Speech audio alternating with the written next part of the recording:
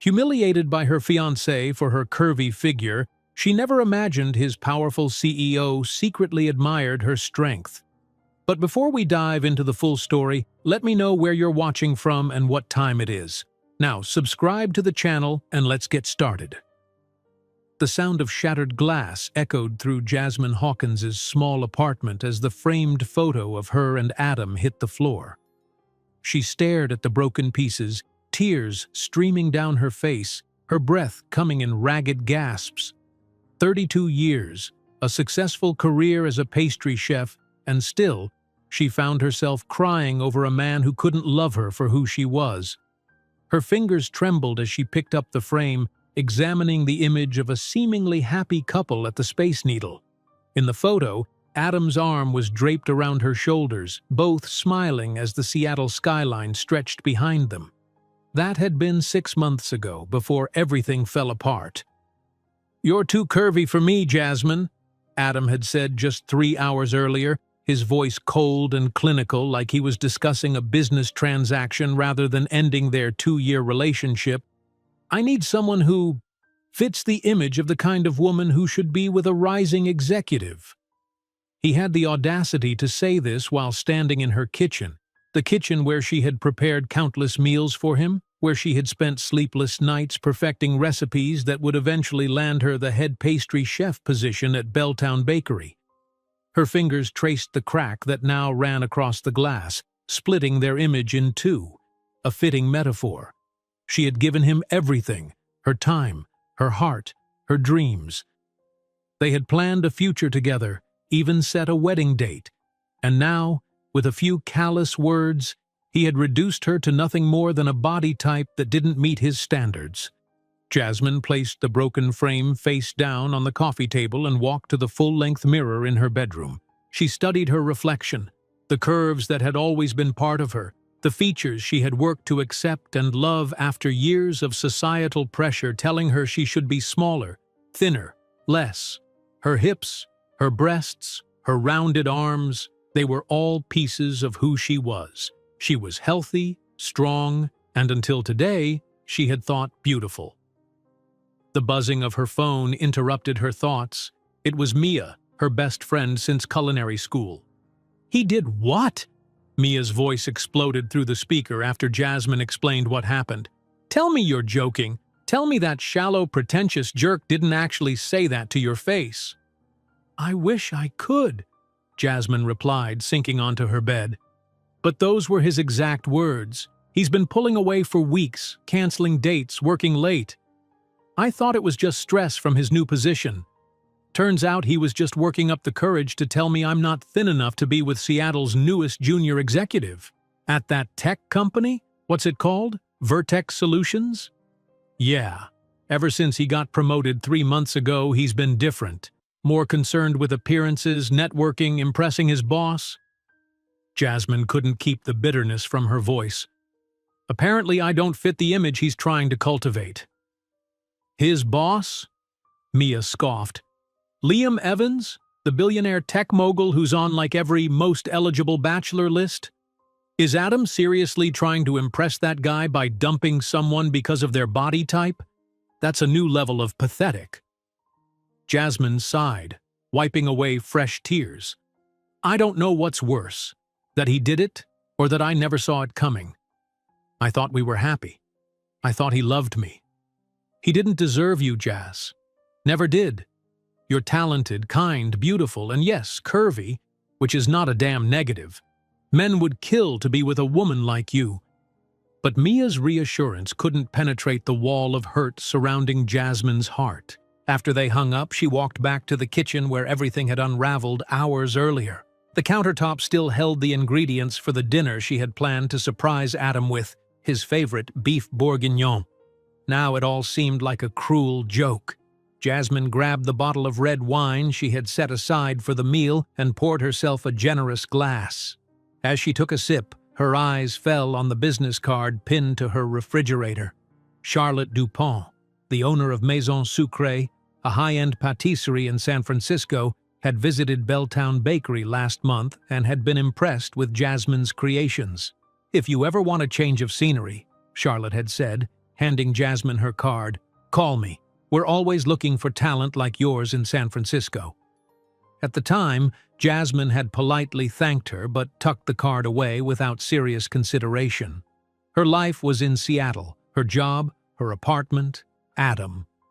But now, as she stared at the elegant white card with its gold lettering, San Francisco suddenly seemed like a beacon of possibility, a place where she could reinvent herself, away from the memories that now tainted every corner of this city.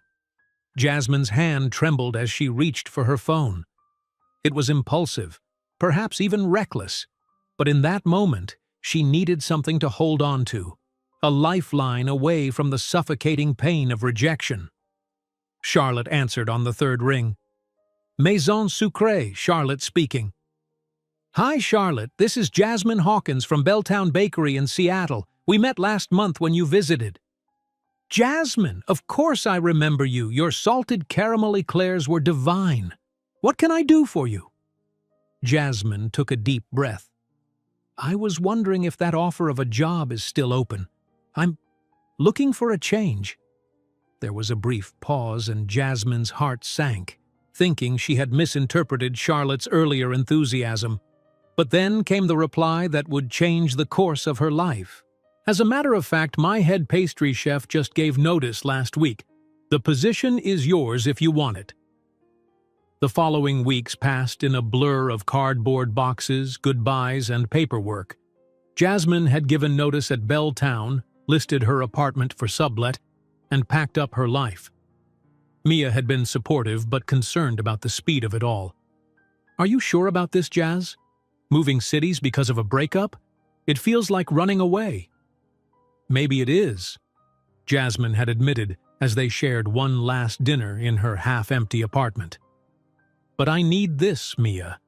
I need to be somewhere where I'm not constantly reminded of him, where I don't have to worry about running into him at our favorite coffee shop or restaurant. I need space to heal." And now, as the plane touched down at San Francisco International Airport, Jasmine felt a mixture of terror and exhilaration. She had visited the city before, but never with the intention of staying. The Golden Gate Bridge, Fisherman's Wharf, the colorful Victorian houses, they would all be part of her daily life now. Her new apartment was a small studio in the Mission District, more expensive than her Seattle place despite being half the size, but Charlotte had offered a generous salary that made it manageable, and the location couldn't be better, just 3 blocks from Maison Sucrée. Jasmine spent the first 2 days settling in and exploring her new neighborhood, the local markets, the coffee shops, the parks. She found a small bookstore with a cafe section where she spent hours sipping tea and reading, a boutique vintage clothing store where the friendly owner complimented her style, and a farmer's market with produce that made her fingers itch to start creating new recipes.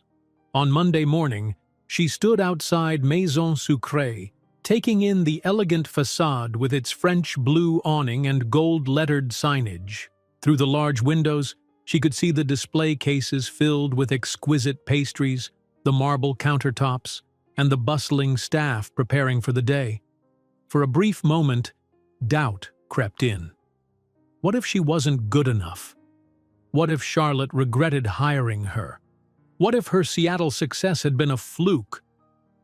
But then she remembered Adam's words, the casual cruelty with which he had dismissed her, and steel entered her spine.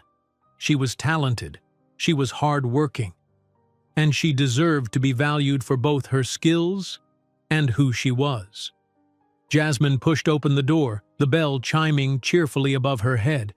Charlotte looked up from where she was arranging a tray of croissants and broke into a wide smile.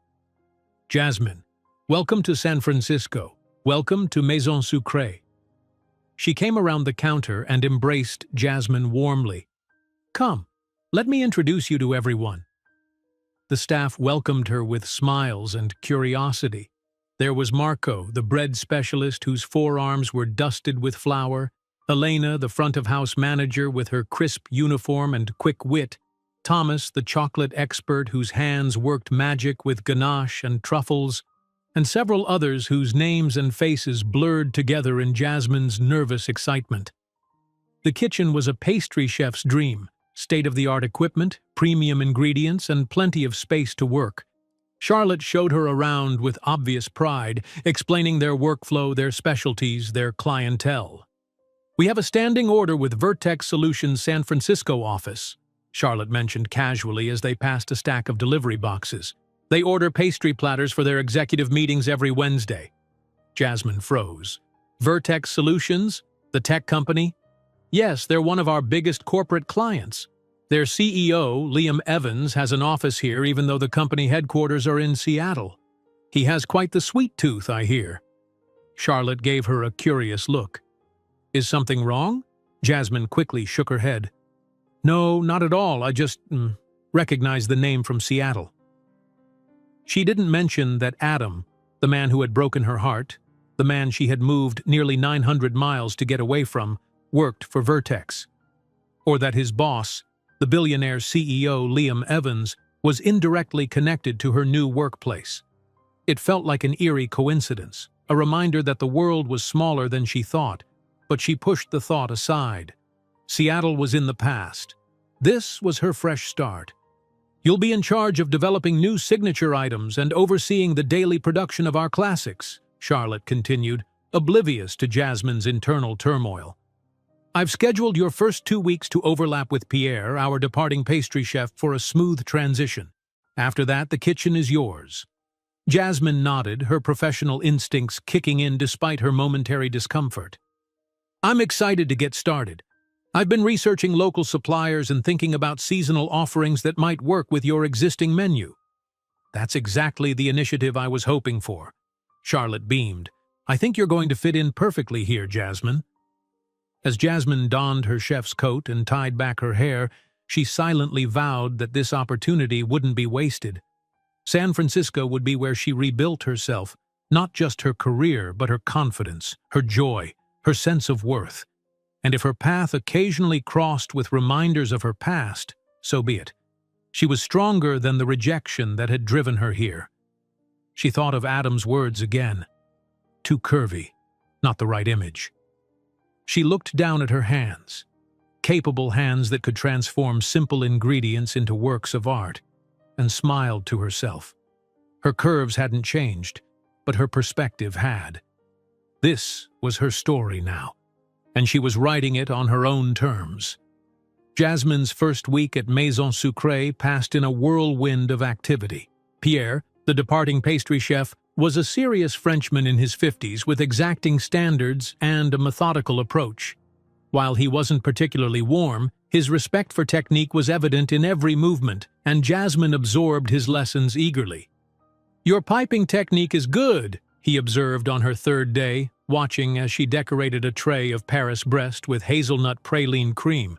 "But you hold the bag too tight. Relax your grip. Let the cream flow naturally." Jasmine adjusted her hold, surprised at how such a small change transformed the look of the final product. "Thank you," she said, studying the more elegant swirl that resulted. Pierre nodded curtly. "You have talent. But talent is nothing without precision and consistency. At Maison Sucrée, every pastry must be identical to the one before it. Our customers expect perfection." By the end of the week, Jasmine's hands were sore, her feet ached, and her brain buzzed with recipes, techniques, and customer preferences. But beneath the exhaustion was a steadily growing sense of accomplishment. She was doing it, starting over, building something new. Her small studio apartment was gradually feeling more like home. She'd hung curtains, arranged her collection of vintage baking molds on a shelf, and placed potted herbs on her tiny balcony. Each night, she fell into bed, bone-tired but content, too exhausted to dwell on memories of Adam or the life she'd left behind. On Wednesday of her second week, Charlotte approached her as she was preparing a batch of chocolate soufflés. "Jasmine, I'd like you to handle the Vertex delivery today. Elena usually does it, but she called in sick. It's important we make a good impression. They're one of our biggest accounts." Jasmine froze, her whisk suspended mid-air. The Vertex delivery? To their offices? Yes, for their executive meeting. It's quite straightforward. 3 trays of assorted pastries. The car will be ready at 10. Charlotte tilted her head. Is that a problem? Yes, it's a problem, Jasmine wanted to say. Adam works for Vertex. What if he's there? What if he sees me? But she knew how unprofessional that would sound. Besides, Vertex was a huge company, and these were the San Francisco offices. The chances of encountering Adam were slim to none. No problem at all, she replied, forcing a smile. I'll make sure everything is perfect. At precisely 10 o'clock, Jasmine loaded the carefully arranged pastry trays into the delivery van, a sleek vehicle emblazoned with the Maison Sucrée logo. Marco, who was heading out for a flower delivery, offered to drive her. First corporate delivery? He asked as they navigated through San Francisco's busy streets. Don't worry, just smile, set up the trays, and get out. The executives barely notice us. We're just the food people. The Vertex offices occupied the top 5 floors of a gleaming high-rise in the financial district. The lobby was all marble and glass, with a wall of cascading water behind the reception desk. Jasmine's heart raced as they checked in and received visitor badges. Delivery for the executive meeting, Marco explained to the receptionist who directed them to the elevator. 42nd floor. Nina will meet you when you arrive. As they ascended, Jasmine tried to calm her nerves. This was just another job, just another delivery. The odds of seeing anyone from Seattle were astronomical. She was being ridiculous.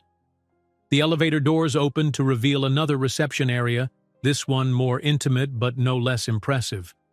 A woman in a tailored suit approached them with a professional smile. Maison Sucrée, perfect timing. Follow me to the conference room. The meeting starts in 20 minutes, but Mr. Evans likes the refreshments set up early. Jasmine and Marco followed Nina down a corridor lined with abstract art and into a spacious conference room with floor-to-ceiling windows offering a breathtaking view of the bay. A long mahogany table dominated the space, surrounded by leather chairs. You can set up on the credenza, Nina instructed, pointing to a sideboard along one wall. Coffee and water service will arrive separately. Jasmine focused on arranging the pastries with artistic precision, creating a display that was as visually appealing as it would be delicious. She was so absorbed in her task that she didn't notice when someone else entered the room until a deep voice spoke behind her. Those look almost too beautiful to eat. She turned to find herself face to face with a tall man in his late 30s, impeccably dressed in a charcoal suit that looked more expensive than her entire wardrobe. His dark hair was cut short but stylishly, and his eyes, a striking blue-gray, were regarding her with genuine interest. But only almost, he added with a smile that transformed his serious features. It took Jasmine a moment to place him, and when she did, her stomach dropped. Liam Evans, Adam's boss, the billionaire CEO whose approval Adam had been so desperate for that he'd ended their relationship over Jasmine's body type. Thank you, she managed, grateful that her voice sounded normal despite her inner turmoil. They taste even better than they look. I don't doubt it. Maison Sucrée has been keeping my executive team happy for months. He approached the display, studying the array of pastries. What would you recommend for someone who appreciates the classics but isn't afraid of a little innovation? Jasmine hesitated only briefly before pointing to a row of small, domed pastries. These are lavender honey tartlets with a white chocolate ganache infusion. Traditional French technique, but with flavors that are a bit unexpected. Liam selected one and took a bite. His eyes widened slightly, and he nodded in appreciation. That's remarkable. The honey provides sweetness without overwhelming the subtle lavender notes, and the white chocolate adds richness without being cloying. Jasmine couldn't help smiling at his accurate assessment. You have a sophisticated palate, Mr. Evans. Liam, please. He finished the tartlet and wiped his fingers on a napkin. And you are? Jasmine Hawkins. I'm the new head pastry chef at Maison Sucrée. New? What happened to the stern Frenchman who never smiled? Pierre is returning to Lyon. I'm his replacement." Liam studied her with interest. "Well, if these pastries are any indication, Charlotte made an excellent choice." He glanced at the pastry display again. "These are your creations?" "Some of them. The lavender tartlets are mine and the blackberry mascarpone eclairs. The others are Maison Sucrée standards that I've been trained to reproduce." Marco, who had been quietly arranging napkins and plates nearby, caught Jasmine's eye and tapped his watch. They needed to get back for the lunchtime rush. "It was nice meeting you, Mr. Liam," Jasmine said, gathering their transport containers. "I hope you enjoy the selection." "I'm sure we will. Thank you for the recommendation, Jasmine." As they left, Jasmine felt Liam's eyes following her, but she resisted the urge to look back. The encounter had been brief, professional, and completely unremarkable, except for the fact that this man was Adam's boss, the very person Adam had been trying to impress when he'd decided Jasmine wasn't the right type to be seen with. There was an irony there that wasn't lost on her, but she pushed the thought aside. San Francisco was supposed to be her fresh start, away from reminders of Adam and their failed relationship. The last thing she needed was to dwell on connections to her past. Back at Maison Sucrée, the day's pace picked up, and Jasmine threw herself into the lunchtime crowd, grateful for the distraction. It wasn't until late afternoon, as she was preparing components for the next day's desserts, that Charlotte approached her with a curious expression. "I just received a very interesting phone call," she said, leaning against the workstation. "From Liam Evans himself." Jasmine's hands stilled over the chocolate she was tempering. "Oh? Yes. He specifically mentioned your lavender honey tartlets and asked if we could add a standing order of them to their weekly delivery." Charlotte's eyes twinkled. "He also asked about you, where you trained, your background." Heat crept up Jasmine's neck. "What did you tell him?" "The truth. That you came highly recommended from Seattle. That you have exceptional skill and creativity, and that I consider myself fortunate to have found you." Charlotte crossed her arms, studying Jasmine with increased interest. "What I didn't mention is that you've never made lavender honey tartlets before today. That recipe isn't in our repertoire." Jasmine bit her lip. "I hope you don't mind. I wanted to try something new, and we had that lavender from the farmer's market." "Mind? Jasmine, I'm impressed. First week on the job, and you've already won over our most prestigious client with an original creation." Charlotte patted her shoulder. "This is exactly why I hired you. Pierre is a brilliant technician, but he hasn't created a new recipe in years." Pride bloomed in Jasmine's chest, a warm feeling that partially displaced the constant ache she'd been carrying since Adam's rejection. It was a small victory, but it felt significant, a reminder that her value extended far beyond her physical appearance. Over the next 2 weeks, Jasmine settled into a rhythm at Maison Sucrée. She gradually introduced more of her own creations to the menu: a cardamom pear galette that sold out by noon on its first day, a citrus olive oil cake that Charlotte declared revolutionary, a series of hand-painted chocolate bonbons filled with unexpected flavor combinations like rosemary caramel and Earl Grey ganache. Each success built her confidence, not just professionally, but personally. In Seattle, she had defined herself largely through Adam's eyes, seeking his approval, adjusting her dreams to fit his. Here, she was rediscovering who she was without his influence, and she liked the person she was becoming. More assertive, more creative, more willing to trust her own instincts. The Wednesday Vertex deliveries became part of her regular routine. Sometimes Marco or another staff member would accompany her, but increasingly, she went alone, setting up the pastry display in the gleaming conference room before the executives arrived. Occasionally, she would see Liam, who always greeted her by name and often had a thoughtful comment about one of her creations.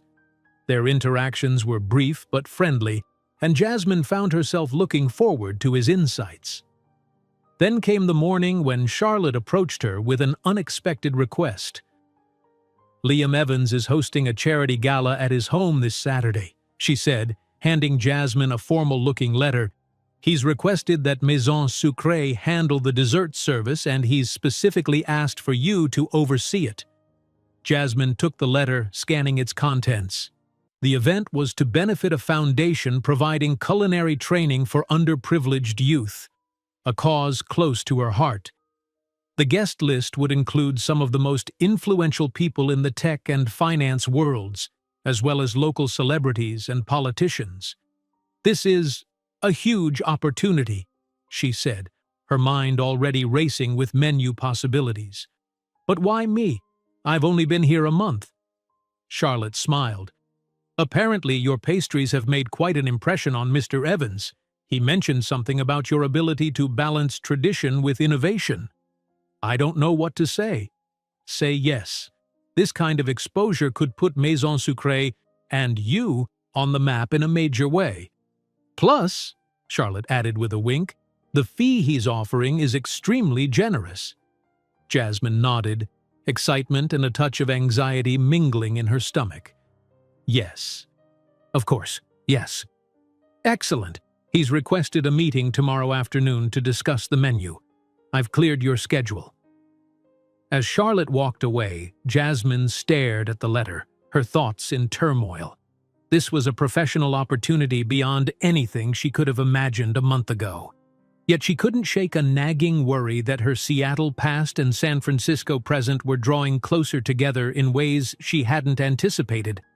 What if Adam somehow found out she was working with his boss? What if Liam realized who she was? But as quickly as the doubts came, she pushed them aside. She wouldn't let fear of her past overshadow her future. Adam had rejected her, yes. But life had opened a new door, and she was walking through it with her head held high, her curves unapologetically her own.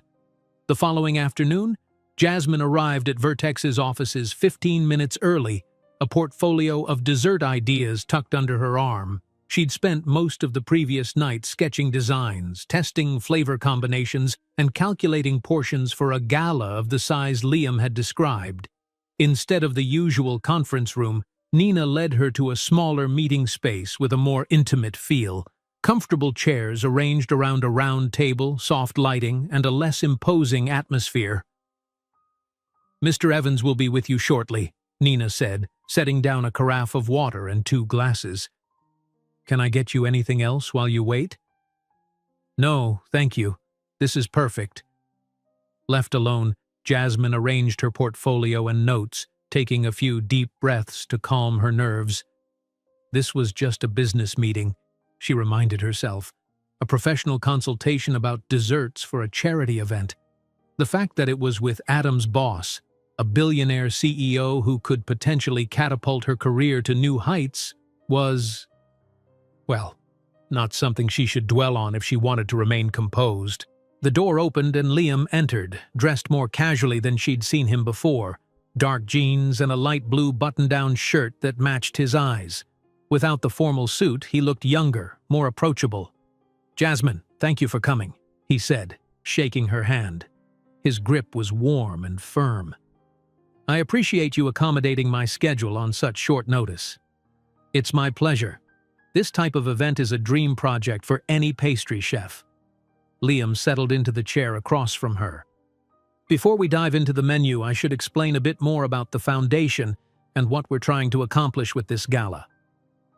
He spoke passionately about the culinary training program, which provided not just cooking skills, but also business education, mentorship, and job placement services to young people from disadvantaged backgrounds. The foundation had already helped launch several successful careers and small businesses, but they needed funding to expand to more cities. "Food changed my life," Liam said, his expression earnest. "I grew up in a small town in Oregon, raised by a single mother who worked 2 jobs. We didn't have much, but she always made sure I had good food on the table. She taught me that preparing a meal for someone is an act of love." He smiled, a hint of nostalgia softening his features. "When she got sick, cancer, I was 17. I took over the cooking, taught myself from her dog-eared cookbooks. It became my way of caring for her, and later, my escape from grief when she passed. Jasmine hadn't expected such personal disclosure from the powerful CEO. I'm so sorry about your mother. Thank you. Liam's gaze was direct but gentle. Those years taught me how healing and transformative food can be. That's why this foundation matters to me. These kids deserve the chance to discover their talents, to create beauty through food, to build stable lives doing something they love. Jasmine nodded, understanding dawning. It's not just a tax write-off or PR opportunity for you. You actually care about this cause. Very much so. His smile turned slightly self-deprecating. Does that surprise you? That the tech billionaire might have genuine human feelings? No, but yes. A little, she admitted. In my experience, people with wealth and power often view the rest of us as merely decorative or useful. The words slipped out before she could censor them, and she immediately regretted the bitterness that tinged her voice. Liam's gaze sharpened with interest. That's been your experience? Jasmine busied herself with opening her portfolio. Let's discuss the menu, shall we? I've prepared some concepts based on the information Charlotte provided. If Liam was aware of her deflection, he didn't press the issue. For the next hour, they discussed dessert options, guest preferences, logistical considerations, and presentation ideas. Jasmine was impressed by his knowledge and thoughtful questions. He wasn't just nodding along.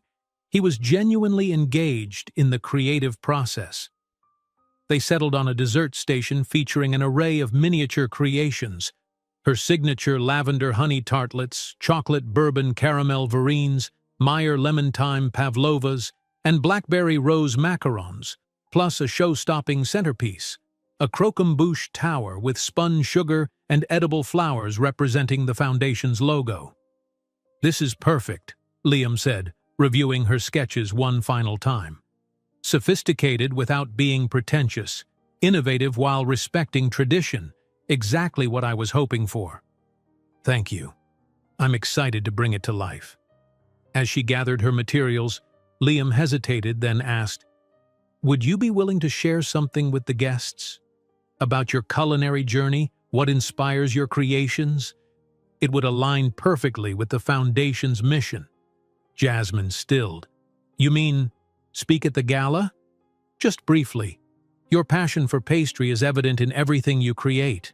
I think the guests would be moved by your story, and it would reinforce why we're raising funds for culinary education. The thought of public speaking to a room full of wealthy, influential people made Jasmine's stomach tighten. I don't know if I'm the right person for that. I don't have an inspiring rags-to-riches story. Few people do, despite what Hollywood would have us believe.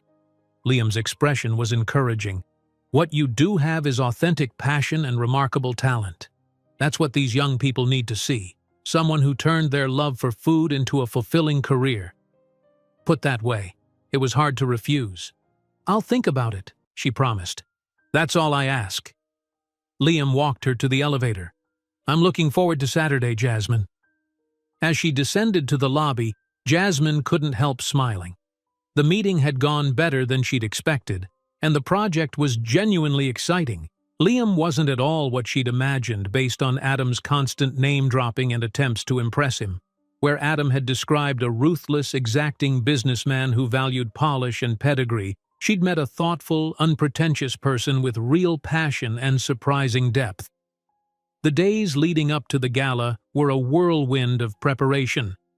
Charlotte had given Jasmine additional staff and full use of the kitchen during off hours to prepare components that could be made in advance. Every night, Jasmine returned to her apartment exhausted but exhilarated, her mind filled with to-do lists and last-minute adjustments. On Friday evening, as she was testing the stability of the croquembouche structure one final time, her phone buzzed with a text from Mia. How's SF treating you? Any cute sourdough bakers wooing you with their perfectly proofed loaves? Jasmine smiled, realizing she'd neglected to update her best friend on recent developments. She quickly called Mia, tucking the phone between her ear and shoulder as she continued working. Well, look who remembered I exist. Mia teased by way of greeting. "I'm sorry, things have been crazy here. I'm preparing for this huge charity gala tomorrow for a foundation that provides culinary training to underprivileged youth." "That sounds amazing. Is it for a local organization?" "Sort of." Jasmine hesitated, then plunged ahead. "The gala is hosted by Liam Evans." There was a moment of stunned silence. Liam Evans?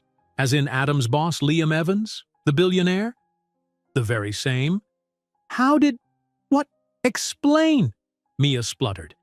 Jasmine recounted how Vertex was a client of Maison Sucre, her initial meeting with Liam, and how he'd specifically requested her to handle the desserts for his gala. "Does he know who you are? That you were engaged to Adam?" "No, and I plan to keep it that way. It's just a professional relationship, Mia. Still, it's cosmic justice somehow. Adam dumps you because you're not right for his career advancement, and now his boss is specifically seeking out your talent." Mia's voice took on a mischievous tone. "Is he hot? Liam Evans? The magazines always make him look like a cross between a Greek god and a Wall Street shark." Jasmine thought of Liam's blue-gray eyes, the way they crinkled when he smiled, the quiet intensity that seemed to focus entirely on whoever he was speaking with. "He's not unattractive," she admitted. "But that's completely irrelevant. This is a business opportunity, nothing more." "If you say so," Mia said, unconvinced. "Just promise me one thing." "What's that?" "If Adam shows up at this gala, which, given that it's his boss's event, is a distinct possibility, promise me you'll hold your head high and show him exactly what he gave up." The thought hadn't occurred to Jasmine, and now it sent a cold wave of anxiety through her. "Adam wouldn't come all the way from Seattle for a charity event," she said, more to convince herself than Mia. "Maybe not, but if he does, remember, you're not the same person he rejected. You're stronger now, more successful, happier." After they hung up, Jasmine stared at the delicate sugar sculpture she'd been working on, Mia's words echoing in her mind. Was she happier? Yes, she realized with some surprise. Despite the heartbreak that had driven her to San Francisco, despite the occasional pangs of loneliness and doubts about starting over, she was genuinely happier here than she'd been in the final months with Adam. Here she was valued for her talent and creativity. Here she had the freedom to express herself through her work without constantly measuring against someone else's expectations. Here, her curves were simply part of who she was, not a flaw to be judged or critiqued. Saturday dawned clear and mild, a perfect San Francisco spring day. Jasmine arrived at Liam's Pacific Heights mansion at noon, a full 6 hours before the event, her team following in the Maison Sucre van with all the prepared components. The house was a stunning blend of contemporary design and classic architecture, with expansive windows offering views of the Golden Gate Bridge. A small army of event staff was already setting up, arranging flowers, positioning furniture, testing lighting and sound systems. Nina greeted her at the door and led her to a professional kitchen that would make most restaurants envious. "Mr. Evans had this designed by a chef friend of his," she explained. "He enjoys cooking when his schedule allows. The staff kitchen is through there, but he thought you might prefer to work in here." Jasmine surveyed the pristine space with its top-of-the-line equipment, ample counter space, and perfect lighting. "This is incredible. I'll leave you to set up. Let me know if you need anything at all." For the next several hours, Jasmine and her team worked methodically, assembling desserts, finalizing presentations, and constructing the croquembouche centerpiece. They had just completed the final touches when Liam appeared in the doorway, now dressed in a tuxedo that fit him with precision. "How is everything going?" he asked, his eyes widening as he took in the array of desserts. "These look even more spectacular than I imagined." Jasmine, suddenly conscious of her chef's coat dusted with powdered sugar and her hair escaping its pins, smiled. "Thank you. We're right on schedule." "I'd offer to help, but I suspect I'd only get in the way." His gaze settled on the croquembouche tower with its delicate threads of spun sugar. That's extraordinary. Like something from a fairy tale. It's meant to be broken, you know, Jasmine said. The guests pull it apart, each taking a piece. It's meant to be shared, enjoyed together. Like all the best things in life. Their eyes met briefly, and something unspoken passed between them. A moment of connection that went beyond chef and client, beyond professional collaboration. Then Nina appeared, needing Liam's input on a last-minute seating change, and the moment dissolved. But as he left, he turned back to Jasmine. I forgot to mention, I left something for you in the guest suite upstairs. Nina can show you. For this evening. Before she could ask what he meant, he was gone, swept back into host duties. One of the staff directed her to the guest suite, an elegant room with an attached bathroom and dressing area. On the bed lay a large, flat box with a note. Every chef deserves to see their creations enjoyed. Please join the gala as my guest wants service is complete. Liam. Inside the box was a dress, a rich midnight blue gown with a subtle shimmer, elegantly cut to flatter a curvy figure. Beside it were matching shoes and a small clutch. Jasmine stared at the gift, conflicting emotions washing over her. The gesture was thoughtful, even sweet, but it was also presumptuous. Did he expect her to change roles from service provider to guest? And how did he know her size? As if anticipating her questions, a second note lay under the dress. Charlotte helped with sizing. No obligation, just an invitation. The desserts should be the star tonight, but the artist behind them deserves recognition too. Looking at the beautiful gown, Jasmine felt a flutter of excitement. Perhaps it was unconventional. But then, nothing about this job had been conventional from the start. And after all the work she and her team had put into the desserts, there was a certain appeal to seeing guests enjoy them, to being part of the event rather than hidden away in the kitchen. With a small smile, she carefully rehung the dress. First, she had a dessert service to oversee. Later, she would decide whether Cinderella wanted to go to the ball after all.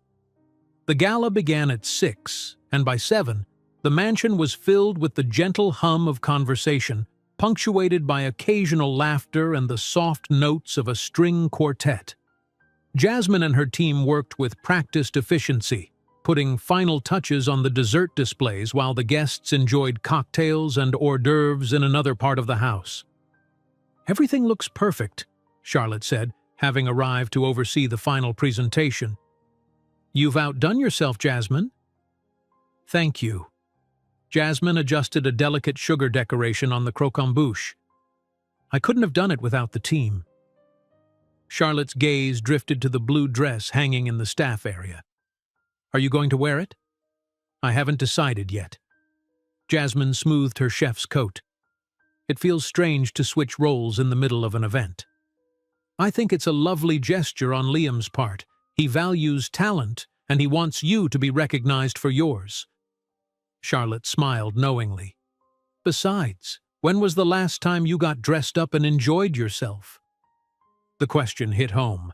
Since the breakup with Adam, Jasmine had thrown herself into work, focusing on rebuilding her career to the exclusion of almost everything else. When had she last taken an evening just to enjoy herself? Think about it, Charlotte urged.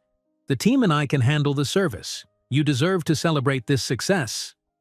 At 8:30, dinner concluded, and the guests began to make their way to the dessert room. Jasmine watched from a discreet corner as they entered, their expressions transforming from polite interest to genuine delight as they took in the display. The croquembouche tower drew gasps and immediately became the focal point for photographs. Liam entered last, stopping to speak with guests and graciously accepting compliments on the desserts, always redirecting praise to our extraordinary pastry chef. His eyes scanned the room until they found Jasmine, and he offered a warm smile and a subtle nod of approval. For the next hour, Jasmine observed as San Francisco's elite savored her creations. She heard snippets of praise. Exquisite, innovative, best dessert I've ever had, and felt a quiet pride bloom in her chest. This was why she had become a pastry chef, to create momentary joy through food, to transform simple ingredients into experiences that lingered in memory. Charlotte approached, wiping her hands on a towel. "That's the last of the service. Everything was a huge success. We've had 3 people ask if we can recreate these desserts for their own events." "That's wonderful." "Indeed. Now," Charlotte handed her a card with contact information. "These are being passed to the team. You should go change." Jasmine hesitated, then nodded. "All right, I'll be quick." In the guest suite, she showered away the heat and stress of the kitchen, then slipped into the midnight blue gown. It fit perfectly, the fabric flowing over her curves with elegant draping that accentuated her hourglass figure without clinging uncomfortably. The neckline was modest but flattering, and the length hit just right. Whoever had helped Liam select this dress understood both fashion and the female form. She arranged her dark hair in a simple updo, applied light makeup, and stepped into the provided shoes, which were, thankfully, a manageable height. Looking in the mirror, she barely recognized herself. Gone was the flour-dusted chef, replaced by a woman who looked confident, sophisticated, and undeniably beautiful. As she descended the stairs, the string quartet began a new piece, something lively and bright that matched her quickening pulse. Several heads turned as she entered the main reception area, but she kept her eyes forward, trying to project more confidence than she felt. Liam was speaking with an older couple near the terrace doors, but he looked up as she approached, his conversation trailing off mid-sentence. For a moment he simply stared, and Jasmine felt a flush creep up her neck. "Excuse me," he said to the couple, then moved toward her. "Jasmine, you look magnificent." "Thank you for the dress. It's beautiful." "The dress is just fabric. You're what makes it magnificent." His eyes held genuine appreciation, not the assessing look she'd grown accustomed to from Adam. "I'm glad you decided to join us. The desserts were an absolute triumph. Everyone is raving about them." "I'm happy they were well received." "More than well received. I've never seen powerful tech executives fight over the last macaron before." He smiled, a warm, genuine expression that transformed his features. "Would you like a tour of the house? Unless you'd prefer to mingle with the guests?" The thought of making small talk with strangers was less appealing than spending time with Liam. "A tour would be lovely." He offered his arm and she took it, feeling the solid warmth of him through the fine fabric of his tuxedo. As they moved through the rooms, Liam pointed out architectural details and artwork, speaking with knowledge but without pretension. The house was impressive without being ostentatious, clearly designed for comfort as well as beauty. "This is my favorite room," he said, leading her into a library with floor-to-ceiling bookshelves, comfortable leather chairs, and a fireplace. "When I bought this place, it was all chrome and glass. Very sleek, very minimal, very cold. This is the first room I renovated." Jasmine ran her hand along the spines of the books. "These aren't just for show, are they? They've been read." "Many times. Books were my escape as a child. When things were difficult at home, I could disappear into other worlds." He selected a well-worn volume from the shelf. "This was my mother's favorite. She read it to me when I was young, and I read it to her when she was sick." Jasmine took the book, a collection of poetry, and opened it to find a handwritten inscription. "To my Liam, find beauty in words, in the world, and in yourself. Love always, Mom." She sounds like a remarkable woman. She was. Liam's eyes held a distant look. "I think she would have loved your desserts. She had a weakness for anything with lemon." "The pavlovas," Jasmine said with a smile. "Those were her favorite too." They stood in comfortable silence for a moment, surrounded by books and the distant sounds of the gala. There was an intimacy to the moment that Jasmine hadn't expected, a connection that went beyond their professional relationship. "Liam, there you are." Nina appeared in the doorway. "The foundation director is ready for your speech." "Thank you, Nina. I'll be right there." He turned to Jasmine. "Duty calls. Will you join me?" She nodded, returning the book to its place on the shelf. As they walked back to the main reception area, Liam's hand rested lightly on the small of her back, a gentle, almost protective gesture that sent a flutter through her stomach. The guests gathered as Liam took his place at a small podium. He spoke eloquently about the foundation's mission and successes, introduced the director and a young graduate of the program who shared his moving story, and then, to Jasmine's surprise, turned toward her. One of the things our foundation emphasizes is that food is more than sustenance.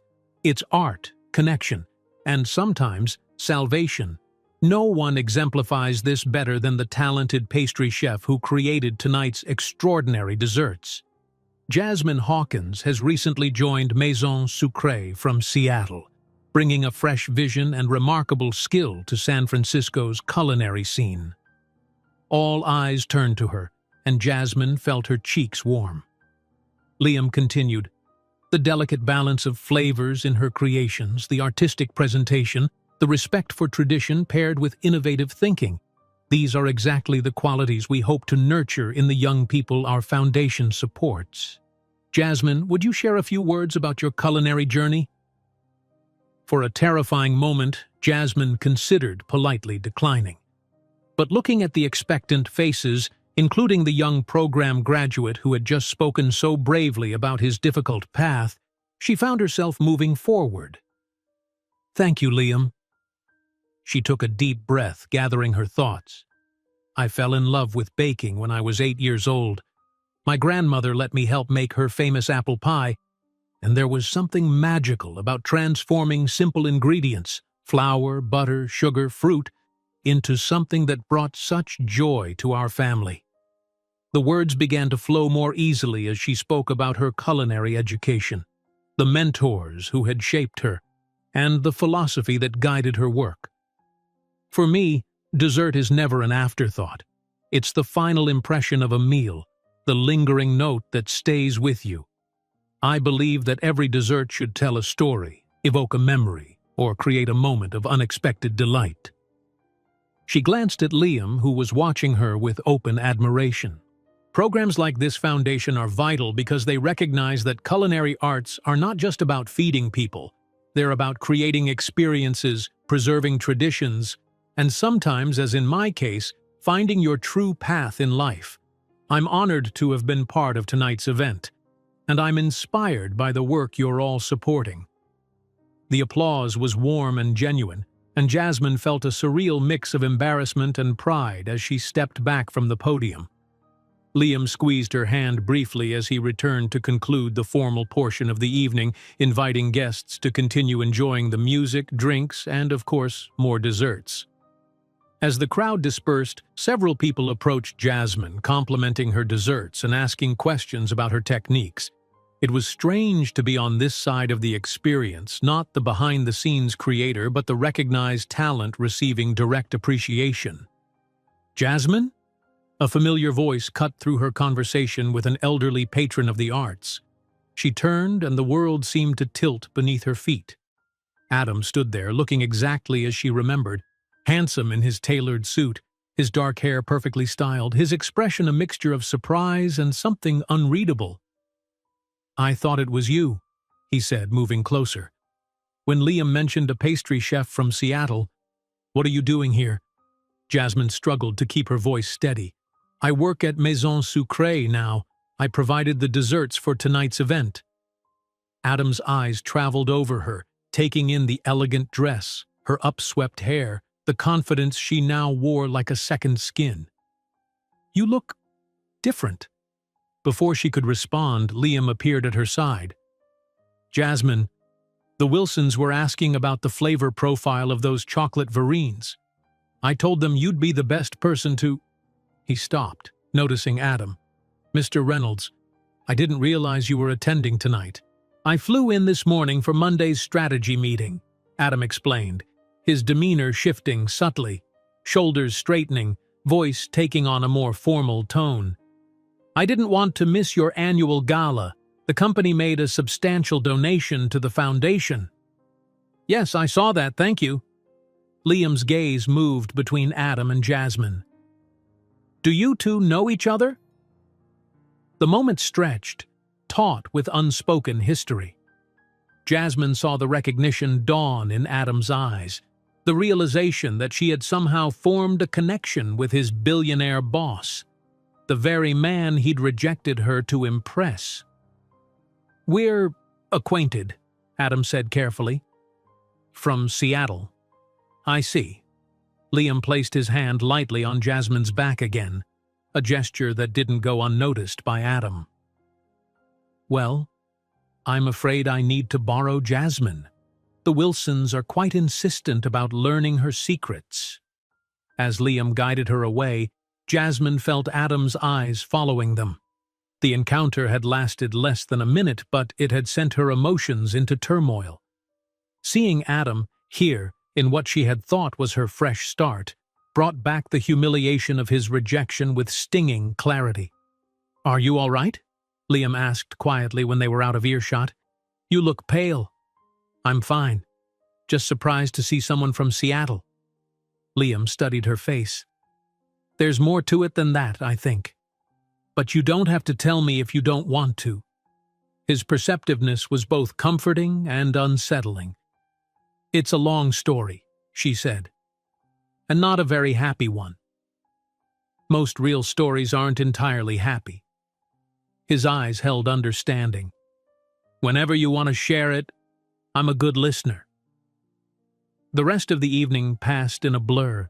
Jasmine managed to avoid further direct contact with Adam, though she was acutely aware of his presence across the room, occasionally catching him watching her as she conversed with guests or stood with Liam.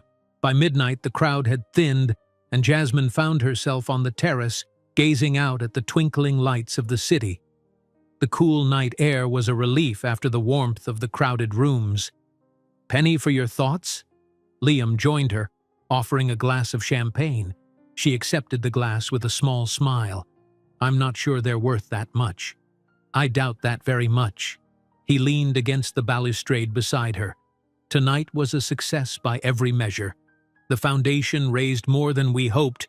Your desserts were the talk of the evening, and your speech moved many people." "I'm glad." She took a sip of champagne, the bubbles sharp on her tongue. "Thank you for including me, not just as the pastry chef, but as a guest. It meant a lot." "You deserve to be seen, Jasmine. Not just your creations, but you, the artist behind them." His voice was soft, sincere. "I've never met anyone quite like you. Your passion for your craft, your creativity, your genuine nature. They're rare qualities in my world." His words warmed her more than the champagne. For a moment, she allowed herself to imagine possibilities. A connection beyond professional admiration, a relationship with someone who saw her true value. But then Adam's face flashed in her mind, and reality reasserted itself. "I should be going," she said. "It's late, and I'm sure you have other guests to attend to." Liam looked as if he wanted to say more, but instead nodded. "I'll have my driver take you home." As the sleek town car pulled away from the mansion, Jasmine leaned back against the leather seat, emotions churning. The evening had been magical in so many ways.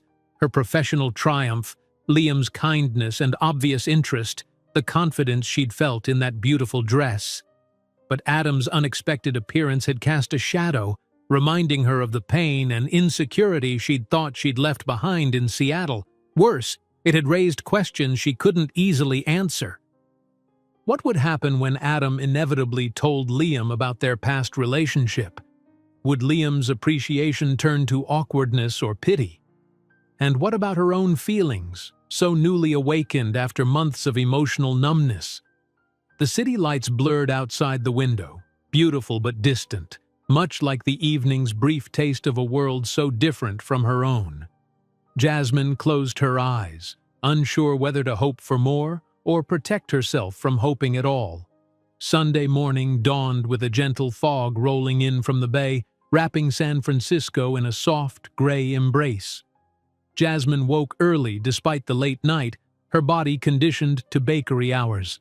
She made coffee and carried it to her tiny balcony, where her potted herbs provided the only touch of green in her urban surroundings. The events of the previous evening played through her mind like scenes from a movie. The stunning success of her desserts, the admiration in Liam's eyes when she'd appeared in the blue dress, the warmth of his hand on her back as they'd toured his home, and then, like a jarring cut in an otherwise perfect film, Adam's unexpected appearance. Her phone chimed with a text from Charlotte. "Congratulations on last night's triumph. 3 event inquiries already this morning. Take the day off. You've earned it." Jasmine smiled, grateful for Charlotte's recognition. The professional aspect of the evening had indeed been a success, one that might significantly impact her career trajectory. But the personal complications left her feeling unsettled. She was halfway through her second cup of coffee when her phone rang. Unknown number, but with a Seattle area code. Her stomach tightened. "Hello?" Jasmine. Adam's voice, familiar yet strangely distant now. "We need to talk." She considered hanging up, pretending the call had dropped, but something inside her, perhaps newfound backbone, perhaps just curiosity, made her stay on the line. "I'm not sure we have anything to discuss, Adam. You're working with my boss." His tone held an accusation. "Was that your plan all along? To what? Get revenge?" The suggestion was so absurd that Jasmine actually laughed, a sharp, incredulous sound. "Revenge? I moved to San Francisco to get away from you, Adam. To start fresh after you made it abundantly clear that my body type didn't fit your professional aspirations." "I never said—" "You absolutely did. Those were your exact words." She took a deep breath, surprised at how steady her voice remained. "Meeting Liam was pure coincidence. Maison Sucré had a standing contract with Vertex's San Francisco office long before I arrived." There was a pause. Then Adam spoke again, his voice softer, almost ingratiating. "You looked beautiful last night, Jazz. That dress— You've lost weight?" "No." The single word carried quiet pride. Same curves, same body, just a newfound appreciation for it. Another pause. "I've missed you." The words might once have weakened her, might have stirred hope or longing. Now they just fell flat. "What do you want, Adam?" "I'm in town until Wednesday. Have dinner with me. Let's talk about us, about what happened. I made a mistake." There it was, the admission she might have ached for just weeks ago. Now it felt hollow, too little too late. "There is no us to discuss. You made your choice very clear in Seattle. People change. Perspectives change." His voice lowered. "Besides, now that you're working so closely with Liam, we have even more reason to reconnect. It could be beneficial for both of us." And there was the real reason for his call. Not remorse, not renewed affection, but opportunity. Adam saw her connection to Liam as a potential advantage, a networking strategy. Nothing had changed at all. "Goodbye, Adam." She ended the call, then blocked his number for good measure. Instead of the hurt she might have expected, Jasmine felt oddly liberated. The conversation had confirmed what she'd already begun to suspect, that ending their relationship, painful as it had been, was the best thing that could have happened to her. Adam had never truly valued her, only what she could represent or provide for him. She was finishing her coffee when her phone chimed again, this time with a text from an unknown number. "Thank you again for making last night so special. Would you consider having dinner with me this week? Liam." Her heart skipped. A moment later, another text followed. "This is Liam Evans, by the way. I got your number from Charlotte. I hope that's all right." Jasmine smiled at his unnecessary identification and clarification. For someone so powerful, he showed surprising consideration for boundaries and protocol. She hesitated before responding. Dinner with Liam meant stepping further away from their professional relationship and into something more personal. Was she ready for that? After Adam's call, after all the confusion of seeing him at the gala? Before she could overthink it, she typed, "Dinner would be lovely. Thank you." His response came almost immediately. "Wonderful." Tuesday at 7? I know a place that makes a chocolate soufflé almost as good as yours. Tuesday at 7 works perfectly. Looking forward to judging this supposedly excellent soufflé. For the rest of the day, Jasmine indulged in the luxury of free time, something she'd had precious little of since moving to San Francisco. She explored a used bookstore in her neighborhood, treated herself to lunch at a tiny Vietnamese restaurant, and even bought a new dress from the vintage shop she'd discovered during her first week in the city. It was late afternoon when her phone rang again. Mia this time. "Spill the beans, pastry girl," her friend demanded without preamble. "I saw the photos from the gala on social media. You in that knockout blue dress standing next to Liam freaking Evans while he looked at you like you hung the moon. What is happening? Photos? What photos? The foundation posted them on their Instagram. You didn't know? Wait, I'm sending you the link now." Jasmine's phone pinged with Mia's message, and she clicked through to find a series of professional photos from the gala. There she was in the midnight blue gown, speaking at the podium, smiling at guests, standing beside Liam as they admired the Croquembouche Tower. In one particularly striking image, they were on the terrace, Liam leaning close to say something in her ear, both of them illuminated by the soft glow of string lights, the city skyline a glittering backdrop behind them. "Oh," Jasmine breathed, seeing what Mia meant. The way Liam was looking at her in that photo with undisguised admiration and interest was unmistakable. "Oh? Oh? That's all you have to say? The man looks completely smitten, Jas. It's complicated." Jasmine sighed, then filled Mia in on the events of the gala, including Adam's unexpected appearance and his phone call that morning. "What a snake," Mia fumed. "Trying to slither back into your life only after seeing you with a billionaire. Thank goodness you shut that down." "The thing is," Jasmine said, her voice dropping, "I said yes to dinner with Liam on Tuesday." "Of course you did. Why wouldn't you? He's gorgeous, successful, and clearly appreciates you for who you are. But what if he finds out about Adam and me? What if Adam tells him? So what if he does? You didn't do anything wrong, Jas. You dated someone who turned out to be a shallow jerk. It happens to the best of us. But it might make things weird. Liam is Adam's boss. All the more reason for Liam to understand what a bullet you dodged. From what you've told me, Liam seems like a genuine person who values substance over appearance, unlike some people we could name." Jasmine considered this. "You're right. I'm overthinking it. As usual. Now tell me about this new dress you bought." The conversation shifted to lighter topics, and by the time they hung up, Jasmine felt more settled. Mia had always had a talent for putting things in perspective, for cutting through Jasmine's tendency to ruminate and worry. Monday at Maison Sucrée was a flurry of excitement. News of the gala's success had spread, and Charlotte had indeed received multiple inquiries from potential high-profile clients. The staff treated Jasmine with increased respect, and even Pierre, who had stayed on part-time as a consultant, nodded approvingly at her latest creation. "You have brought freshness to the classics," he said, sampling her orange blossom madeleines. "It is good." From Pierre, this was effusive praise, and Jasmine accepted it with a grateful smile. By the time Tuesday evening arrived, she had almost managed to set aside her anxieties about Adam, focusing instead on the anticipation of dinner with Liam. She'd chosen the vintage dress, a deep emerald that complemented her olive skin and dark hair, cut in a 1950s style that accentuated her waist and flowed elegantly over her hips.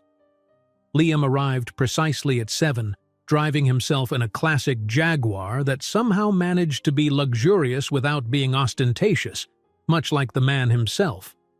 "You look lovely," he said as she slid into the passenger seat.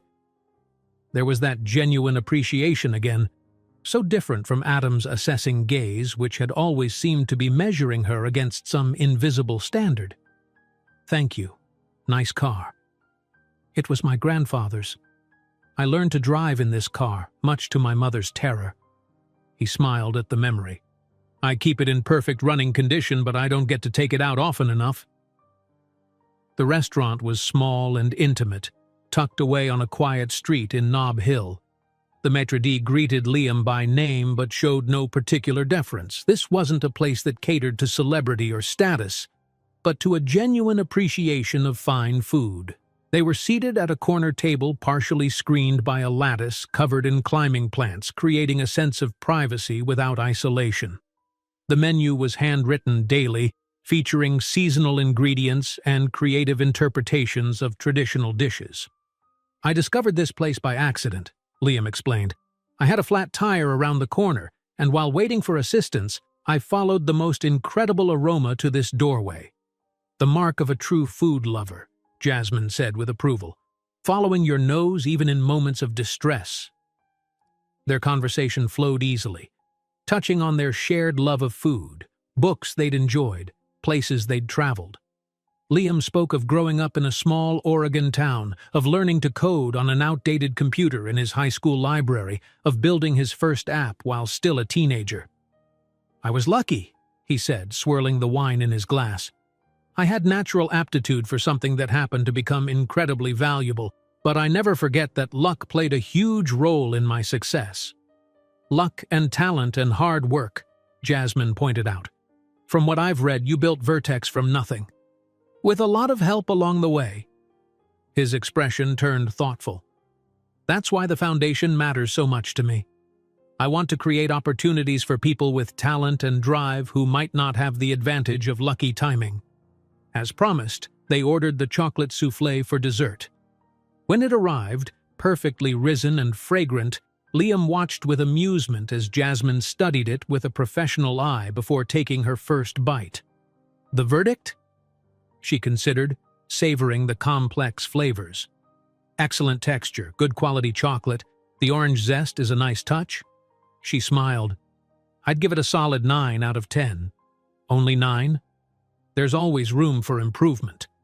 Her eyes twinkled.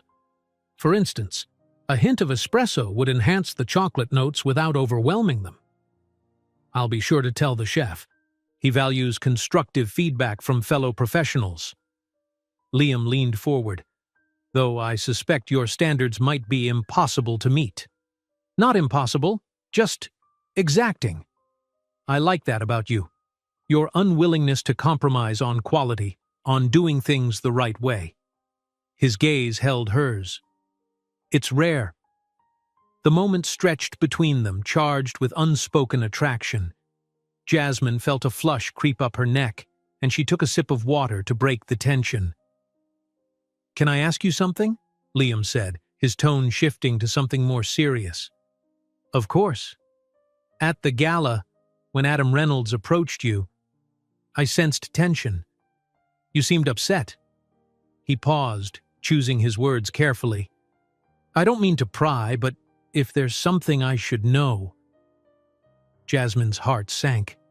Here it was, the moment she'd been dreading. But looking at Liam's open, concerned expression, she knew she couldn't evade the truth. "Adam and I were engaged," she said quietly. "In Seattle. He ended our relationship 3 months ago, just before I moved to San Francisco." Liam's expression remained neutral, but she noticed his hand tighten slightly around his water glass. "I see. I had no idea." "Why would you? It's not something that would come up in professional contexts." "May I ask what happened?" Jasmine looked down at her hands, then back up at Liam, deciding that complete honesty was the only way forward. "He told me I was too curvy to be with a rising executive, that I didn't fit the image of the kind of woman who should be with someone in his position, someone trying to impress you specifically." Liam's expression darkened, genuine anger flashing in his eyes. "He said that? Those exact words?" Jasmine nodded, feeling strangely calm now that the truth was out. "It was humiliating at the time. Devastating, actually. That's why I left Seattle, to get away from the memories, to start fresh somewhere new. And then you ended up working with me, his boss." Liam shook his head, a hint of disbelief in his expression. "Life has a strange sense of humor sometimes. I never planned for any of this to happen. Meeting you, the gala, it was all coincidence." I believe you. He reached across the table, briefly covering her hand with his. And for what it's worth, Adam Reynolds is not only morally bankrupt but also spectacularly wrong.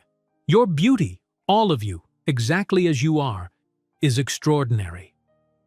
The simple sincerity in his voice brought unexpected tears to Jasmine's eyes. She blinked them away, embarrassed by her emotional response. "Thank you," she said softly, "for understanding." "Of course." Liam's expression softened.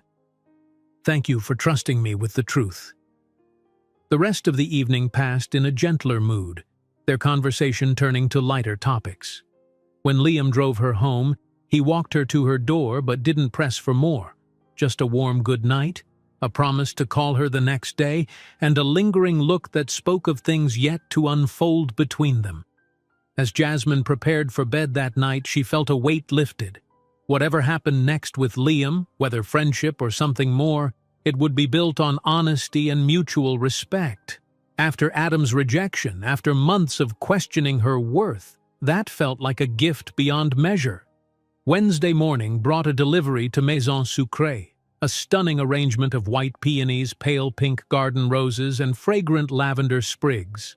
The card simply read, "Thank you for your honesty. Dinner again soon? L." Charlotte raised an eyebrow as she handed Jasmine the flowers. "These are definitely not our regular vendor's work. Paolo only uses local wildflowers and never includes a card." Jasmine felt heat rise to her cheeks as she placed the arrangement on her workstation. "They're from Liam. We had dinner last night." "I see." Charlotte's expression was knowing but free from judgment. "Well, they're beautiful. And you deserve beautiful things, Jasmine." Throughout the morning, Jasmine found herself glancing at the flowers as she worked, their delicate fragrance infusing the kitchen with springtime. The gesture touched her, not just the flowers themselves, but the message acknowledging her courage in sharing her past. By lunchtime, she had texted Liam a thank you and accepted his invitation for another dinner on Friday. Their exchange was warm but measured, both seemingly content to let whatever was developing between them unfold at its own pace. The day proceeded smoothly until mid-afternoon when Elena burst into the kitchen, her eyes wide with alarm. "Jasmine, there's someone asking for you out front. He's being insistent." Jasmine wiped her hands on her apron. "Did he give a name?" "Adam something. Says he's an old friend from Seattle." Jasmine's stomach dropped. Despite blocking his number, Adam had found her at work. Of course he had. He'd seen her at the gala, heard Liam introduce her as Maison Sucré's pastry chef. Finding the bakery would have taken minimal effort. "I can tell him you're not available," Elena offered, noting Jasmine's distress. For a brief moment, Jasmine considered taking the escape route, but hiding wouldn't solve anything. If Adam was determined enough to show up at her workplace, he'd find other ways to confront her. "It's all right. I'll speak with him." She removed her chef's coat, smoothed her hair, and headed to the front of the shop. Adam stood near the display case, examining the pastries with an air of casual interest that didn't match the tight set of his jaw. He looked up as she approached, his practiced smile not quite reaching his eyes. "Jasmine, you're ignoring my calls." "I blocked your number," she corrected, keeping her voice low to avoid disturbing the customers. "That's not ignoring. That's a clear message that I don't want to speak with you." His smile faltered. "Can we talk somewhere private?"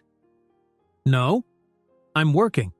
If you have something to say it here or leave." Adam glanced around, uncomfortable with the public setting but unwilling to retreat. "I made a mistake in Seattle. I see that now." He lowered his voice. "You've clearly blossomed here. The work you're doing, the connections you're making, I was wrong about you, about us." The words were right, but the tone was wrong, calculated rather than heartfelt. Jasmine saw it clearly now, this pattern of manipulation she'd once mistaken for charm. "What exactly were you wrong about, Adam? About my worth as a person? About whether my body type was acceptable enough to be seen with you? He winced, glancing around again to ensure no one had overheard. That's not fair. I was under a lot of pressure at work trying to make a good impression. I didn't handle things well. No, you didn't. She crossed her arms. Is that all? Because I need to get back to work. Adam stepped closer, lowering his voice further. I saw you with Liam at the gala, and again yesterday at Noir. You've obviously made an impression on him. Jasmine stiffened. He'd been watching them during their date? The thought was unsettling. My relationship with Liam is none of your business.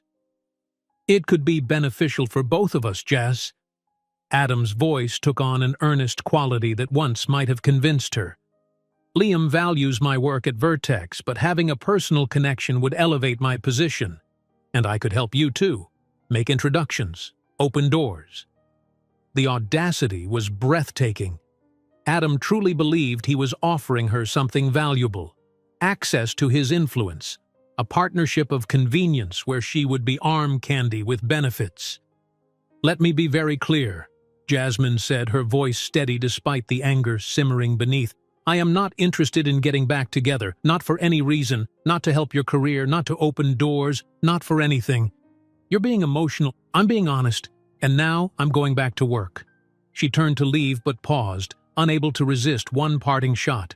By the way, Liam knows everything. About us, about why you ended things. Turns out he has very different ideas about what makes a woman beautiful. She didn't wait to see his reaction, simply walked back to the kitchen with her head high, heart pounding but spirit unbroken. Behind her she heard Elena politely but firmly asking Adam to leave if he wasn't planning to make a purchase. Once safely in the kitchen, Jasmine took several deep breaths, centering herself amidst the familiar scents of vanilla and warm butter. Charlotte approached, concern in her eyes. Everything all right? My ex-fiancé, Jasmine explained. He's in town for business and thought we might reconnect. Judging by your expression, I'm guessing you declined his offer. Emphatically. Charlotte squeezed her shoulder. Good for you. Now let's channel that energy into something constructive. The Gardner wedding consultation is in 30 minutes. Grateful for the distraction, Jasmine threw herself back into work. By the time she left Maison Sucrée that evening, Adam's unwelcome visit had receded to a minor irritation rather than a major disruption. She was different now, stronger, more confident in her worth, less willing to accept treatment that diminished her. When she reached her apartment, she found a text from Liam. Hope your day went well. Looking forward to Friday. She smiled, typing back, had an unexpected visitor at work, Adam, all handled now. Looking forward to Friday too. His response came quickly. Are you all right? Do you want to talk about it? The simple concern warmed her. I'm fine. He wanted to reconnect. I declined. I'll tell you more on Friday. I'm here if you need anything before then. Sweet dreams, Jasmine. That night, she slept deeply and woke Thursday morning feeling refreshed and resolute. The confrontation with Adam, though unpleasant, had been clarifying. Final confirmation that she had made the right decision in leaving Seattle and starting fresh. Thursday and Friday passed in a productive blur at Maison Sucrée. The Gardner wedding consultation had gone brilliantly, with the couple choosing an ambitious dessert station featuring elements from both their cultural backgrounds. Charlotte had given Jasmine full creative control over the project, a vote of confidence that didn't go unnoticed by the rest of the staff. By Friday evening, as Jasmine prepared for her second date with Liam, she felt a quiet contentment that had been absent for months. Her career was flourishing. She was building a life in a new city, and she was developing a connection with someone who seemed to value her precisely as she was. Liam picked her up at 7 in the Jaguar again, this time taking her to a small Italian restaurant overlooking the water. The place was cozy rather than opulent, with checkered tablecloths and candles in wine bottles, the kind of authentic neighborhood spot tourists rarely discovered. The owner's grandmother still makes the pasta every morning, Liam explained as they were seated. I thought you might appreciate the craftsmanship. I always respect dedication to traditional methods." Jasmine smiled, touched by his consideration in choosing a place that would resonate with her culinary sensibilities. Over antipasti and wine, she told him about Adam's visit to the bakery, recounting the exchange with a wry detachment that surprised even her. "He actually suggested that reconnecting with him would be beneficial for both of us," she said, shaking her head, "as if I'd want to be with someone who only sees me as a networking opportunity." Liam's expression darkened. "The more I learn about Adam Reynolds, the less I understand how he's advanced as far as he has at Vertex. He's very good at presenting the version of himself he thinks people want to see." Jasmine took a sip of her wine. "I fell for it for 2 years. We all have blind spots when it comes to people we care about." Liam's tone was gentle, free from judgment. "But for what it's worth, I don't think you fell for anything. I think you saw the best in him, hoped for his potential, and he failed to live up to it. That's on him, not you." His understanding eased something in her chest.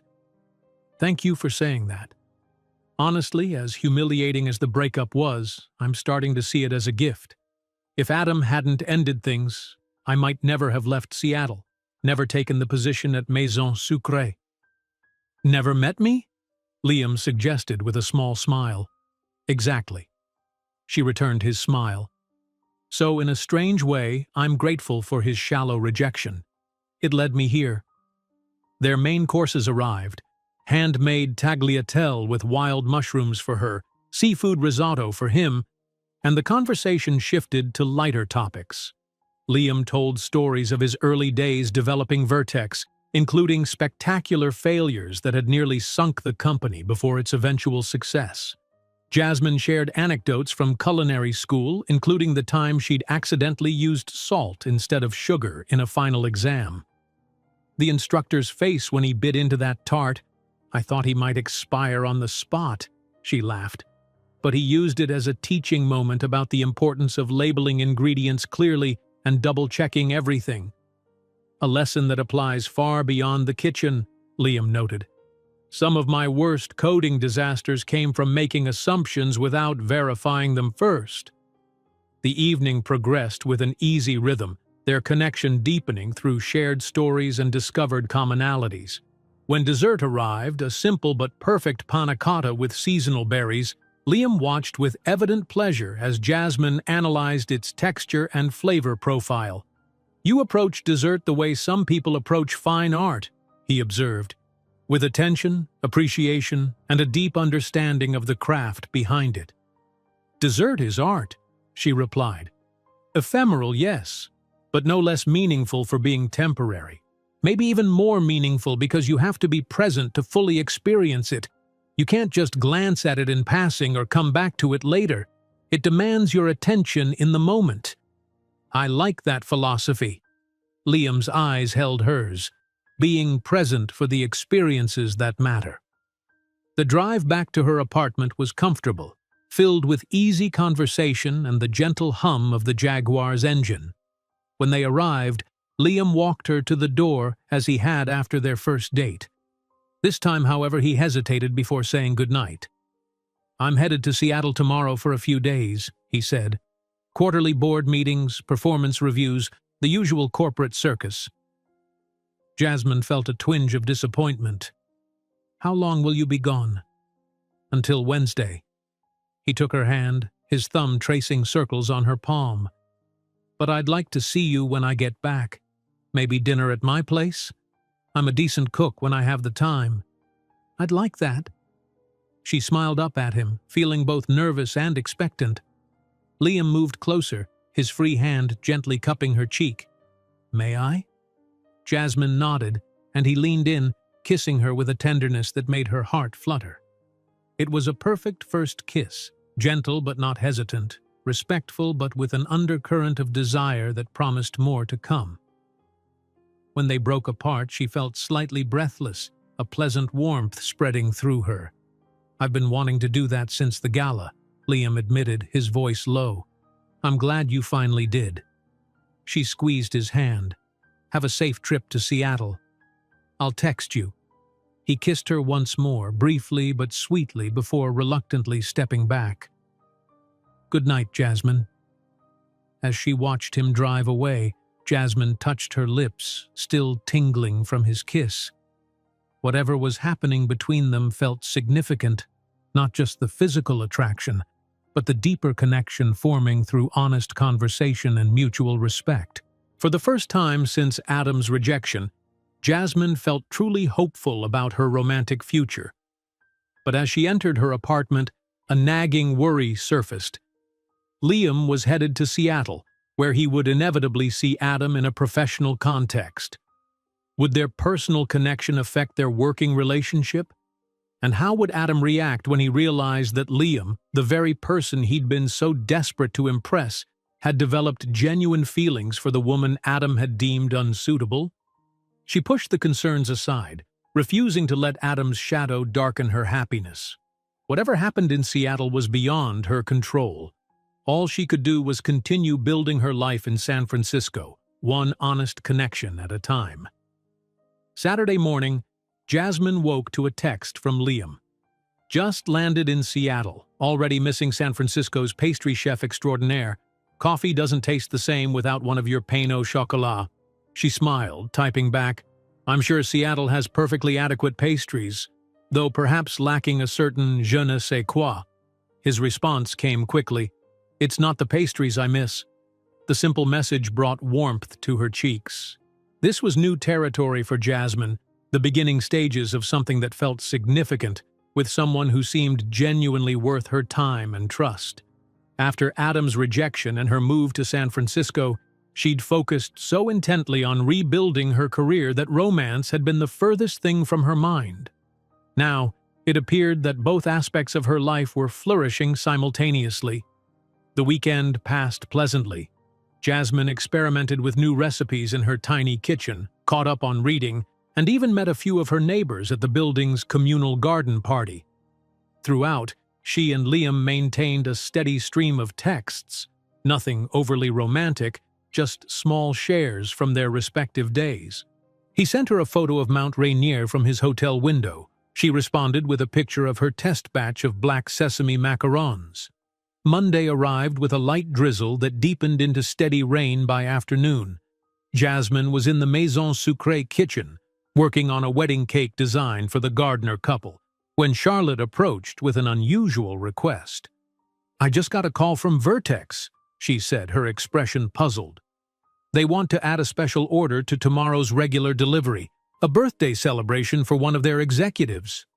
"That's not unusual," Jasmine noted, continuing her sketch. "Corporate birthdays are standard business." "Yes, but they specifically requested something spectacular and innovative from you personally, and they're willing to pay a premium for it." Jasmine looked up, her interest piqued. "Did they give any guidance on flavor preferences or dietary restrictions?"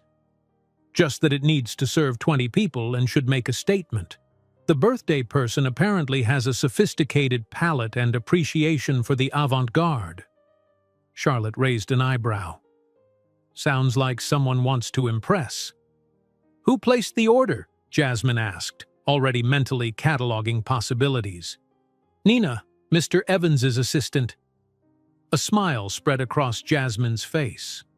Liam hadn't mentioned a birthday celebration during their texts, but it seemed exactly like him to create an opportunity to showcase her talents to his Seattle executives even in his absence. "I'll create something special," she promised. For the rest of the day, Jasmine immersed herself in the project, deciding on a modern entremet cake with multiple textural elements and flavor components. It would feature layers of hazelnut dacquoise, coffee-infused Bavarian cream, salted caramel, and dark chocolate mousse, enrobed in a mirror glaze with artistic chocolate decorations and gold leaf accents. By the time she left Maison Sucrée that evening, her hands ached from the detailed work, but satisfaction hummed through her. The cake was setting overnight in the refrigerator, needing only the final glaze and decorations in the morning before delivery. At home, she texted Liam, "Special order for Vertex tomorrow. Someone has a birthday?" His response didn't come until she was already in bed, nearly asleep. Quarterly performance reviews all day, exhausted. We'll call tomorrow when I can breathe again. The brief message, lacking his usual warmth and detail, gave her a moment's pause. But she reminded herself that he was undoubtedly busy with corporate responsibilities. The very reason he was in Seattle. It wasn't fair to expect constant communication, especially when he was managing a billion-dollar company. Tuesday morning, Jasmine arrived at Maison Sucrée early to apply the finishing touches to the Vertex cake. The mirror glaze turned out flawlessly, a deep midnight blue with swirls of silver that resembled the night sky. The chocolate decorations, delicate abstract shapes that spiraled upward from the cake's surface, added height and drama. A final dusting of edible gold created celestial pinpoints of light against the dark glaze.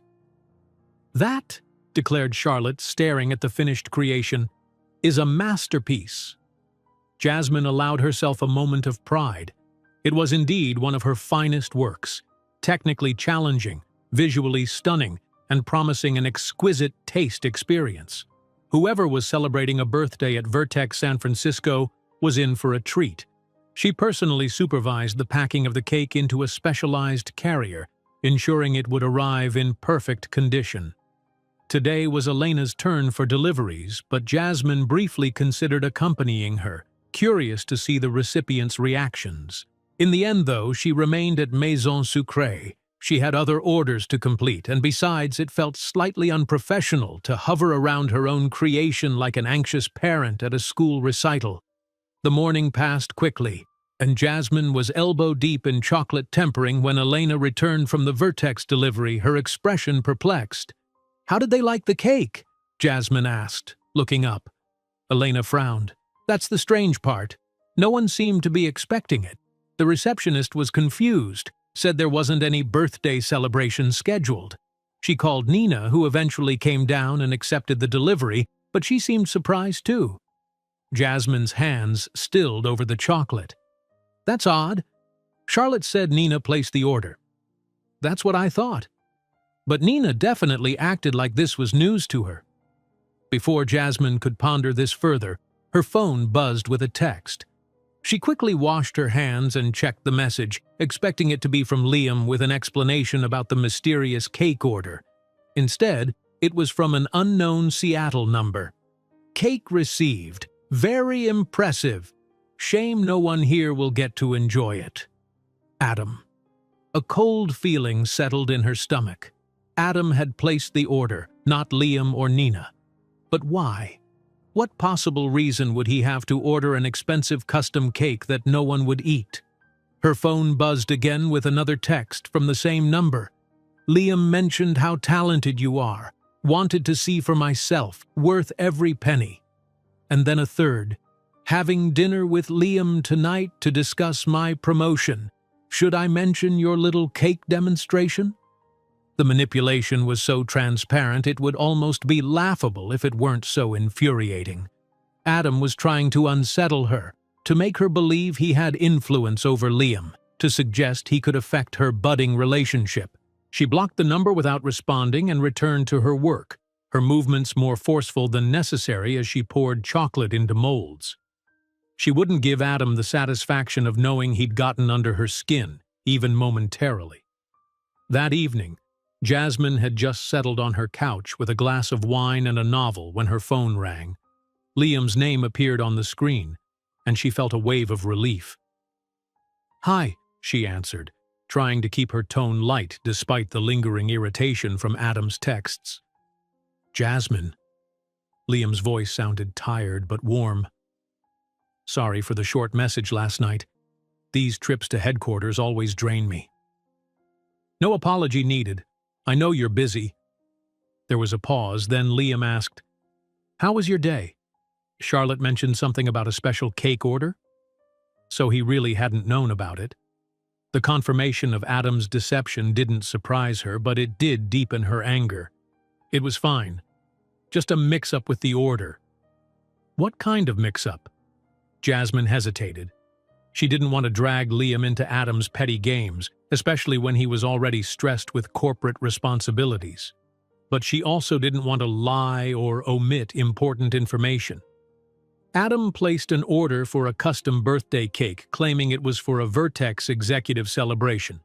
When it was delivered, it turned out there was no celebration. He was just, I don't know, trying to get a reaction, waste my time, show off his ability to place an expensive order for no reason? There was a long silence on the other end of the line. When Liam finally spoke, his voice had a controlled quality that barely contained his anger. He did what? It's not a big deal, Jasmine said quickly, regretting bringing it up. Just Adam being Adam. It is a big deal. He used my company name, presumably my assistant's authority, and your talent to play some kind of juvenile mind game. Liam's tone was icy now. That's completely unacceptable, both professionally and personally. I agree, but did he contact you directly about this?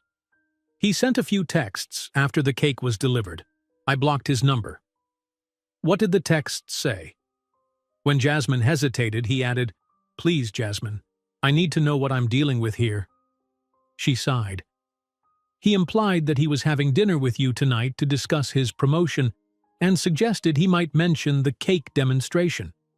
It was obviously an attempt to make me think he has influence over you or our friendship. First of all, I am not having dinner with Adam tonight or any night. Second, his promotion has been under review, but after this stunt, that review will take a very different direction. Liam's voice had taken on the confident authority of a CEO rather than the warm tones of her dinner companion. This crosses several lines: misrepresentation of corporate authority, misuse of vendor relationships, and completely inappropriate behavior toward a colleague's personal acquaintance. Liam, I don't want to cause problems. You're not causing anything. Adam is responsible for his own actions. His tone softened slightly. I'm sorry he dragged you into this, Jasmine. It was unprofessional and unkind.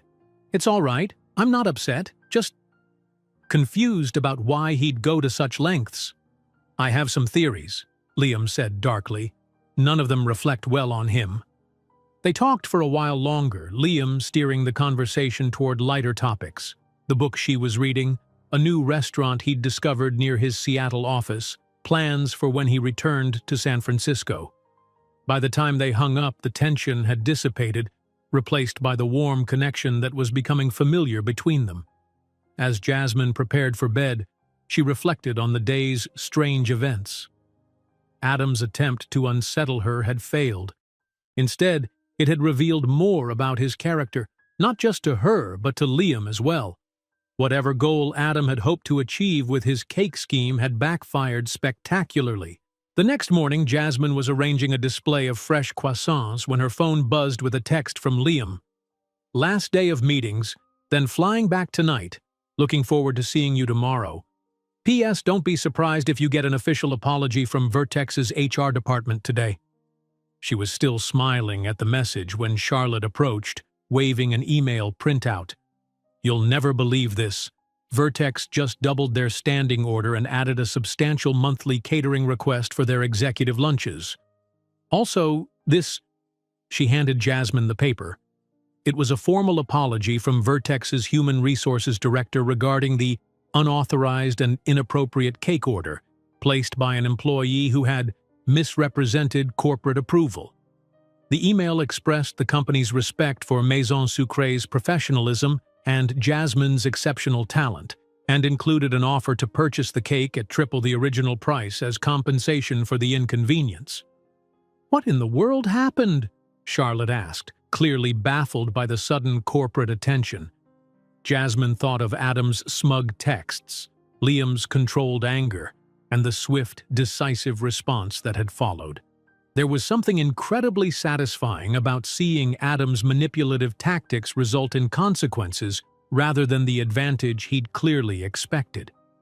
Just a misunderstanding that got cleared up, she said, handing the paper back to Charlotte with a smile, and apparently we've gained a very appreciative corporate client in the process. As she returned to arranging pastries, Jasmine felt a newfound lightness. Adam had once rejected her based on appearance, believing her curves made her unsuitable to be seen with an ambitious executive. Now, that same executive was facing professional consequences while she was being recognized for her talent and treated with respect by the very company he'd been so desperate to impress. Sometimes karma arrived in unexpected packages, like a midnight blue entremet cake with gold leaf accents ordered by the wrong person for all the wrong reasons. Thursday evening, Jasmine stood in her small kitchen putting the final touches on a lemon olive oil cake she'd baked to bring to Liam's for dinner. She'd debated whether bringing dessert to a CEO who could undoubtedly afford the finest pastries in the city was presumptuous, but ultimately decided that sharing her passion was the most genuine gift she could offer. Her phone chimed with a text from Liam. "Just landed. Can't wait to see you. Still on for 7?" She smiled, typing back, "Absolutely. See you then?" As she changed for dinner, Jasmine found herself unusually nervous. Their previous dates had been in public places, restaurants with the comforting buffer of waitstaff and other diners. Tonight would be different, more intimate, more personal, and the thought sent butterflies through her stomach. She chose a deep burgundy wrap dress that flattered her curves without being overtly sexy, paired with comfortable heeled boots and simple gold earrings. Her dark hair fell in loose waves around her shoulders, and she kept her makeup minimal but polished. The reflection that greeted her in the mirror looked confident, warm, and undeniably herself. At precisely 7 o'clock, Jasmine arrived at Liam's Pacific Heights mansion. Rather than the uniformed staff who had managed the gala, Liam himself opened the door, dressed in dark jeans and a charcoal sweater that made his eyes appear even more intensely blue. "Hi," he said, his face lighting up at the sight of her. "Come in." He took the cake box from her hands, peeking inside with appreciation. "You brought dessert? That's like bringing Shakespeare a sonnet." "I figured it's what I do best," she replied with a smile. "And this one's special. My grandmother's recipe with my own twist. I can't wait to try it." He led her through the foyer and into the kitchen, which looked different from the night of the gala, more lived in, with cookbooks open on the counter, music playing softly, and delicious aromas filling the air. "Something smells amazing," Jasmine commented, inhaling deeply. "Coco vin," Liam said, moving to check the oven. "My mother's recipe. I thought we could eat in here if that's all right. The formal dining room feels a bit much for just the two of us." "This is perfect." And it was. The kitchen, despite its professional-grade equipment, had a warmth and intimacy that the rest of the house had lacked during the gala. A small table near the window was set with simple ceramic dishes, linen napkins, and a single candle. "Wine?" Liam offered, removing a bottle from a small wine refrigerator. "It's nothing fancy, just a burgundy I'm fond of." "That would be lovely." As Liam poured the wine, Jasmine noticed subtle changes in his demeanor since Seattle, a slight tension around his eyes, a more measured quality to his movements. She wondered if it was simply the aftermath of stressful meetings or something more specific. "How was the rest of your trip?" she asked as they clinked glasses. Liam took a thoughtful sip before answering. "Productive, in ways I hadn't anticipated. Some situations that needed addressing were brought to light." His diplomatic phrasing made Jasmine smile. Would one of those situations involve a certain cake-ordering executive? It might. Liam's expression turned more serious. "I owe you an apology, Jasmine. You shouldn't have been dragged into company politics or personal grudges." "You have nothing to apologize for," she assured him. "You didn't cause the situation." "No, but I promoted Adam to a position where he felt entitled to abuse company resources and relationships." Liam moved to check on the food, his back to her as he continued. "I prided myself on being a good judge of character. Adam's behavior has made me question that judgment." Jasmine approached, gently touching his arm. "One misjudgment doesn't negate all your good decisions. Besides, people can hide their true nature when they're motivated enough." Liam turned to face her, his expression softening. Is that what happened with you and Adam? He hid his true nature? In some ways. Or maybe I just saw what I wanted to see. She shrugged slightly. He was charming, attentive, seemed to value my ambitions. It wasn't until he got the promotion that things changed. Or maybe that's when I finally noticed what was always there. His loss, Liam said simply, his eyes holding hers. My gain. The directness of his statement sent warmth through her. There was no game playing with Liam, no strategic ambiguity, just honest expression of his feelings. What happened with him? She asked, curious despite herself. Professionally, I mean. Liam returned to preparing their dinner, his movements efficient and practiced. He's been removed from the leadership track and reassigned to a position with less authority and visibility. He's lucky to still have a job at all. That seems significant. His actions warranted it. The fake cake order was just the catalyst for a closer examination of his conduct. Turns out he's been taking credit for others' work, making promises to clients he couldn't deliver on, and generally creating a toxic environment for his team. Liam glanced at her. The company has certain values. Adam doesn't embody them. There was a finality to his tone that suggested the topic was closed, and Jasmine didn't press further. Whatever had transpired in Seattle, it was clear that Adam's professional future at Vertex had taken a dramatic turn, and not in the direction he'd been hoping for. As they sat down to dinner, the conversation shifted to lighter topics.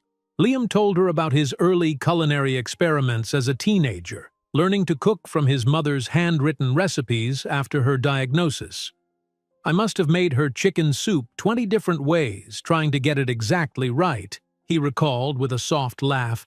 She never complained, even when I oversalted it or added too much dill. She'd just say, "It tastes like love, Liam, that's what matters." She sounds wonderful, Jasmine said, touched by the tenderness in his voice when he spoke of his mother. She was. She would have loved you. Your passion for your craft, your kindness. His eyes crinkled with a smile.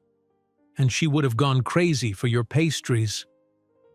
The casual way he spoke of her meeting his mother, even hypothetically, created an unexpected intimacy between them, as if he could easily envision Jasmine in his life, woven into his most cherished memories and relationships. After dinner, they moved to the living room with coffee and slices of her lemon olive oil cake. Liam took a bite and closed his eyes in appreciation. This is extraordinary.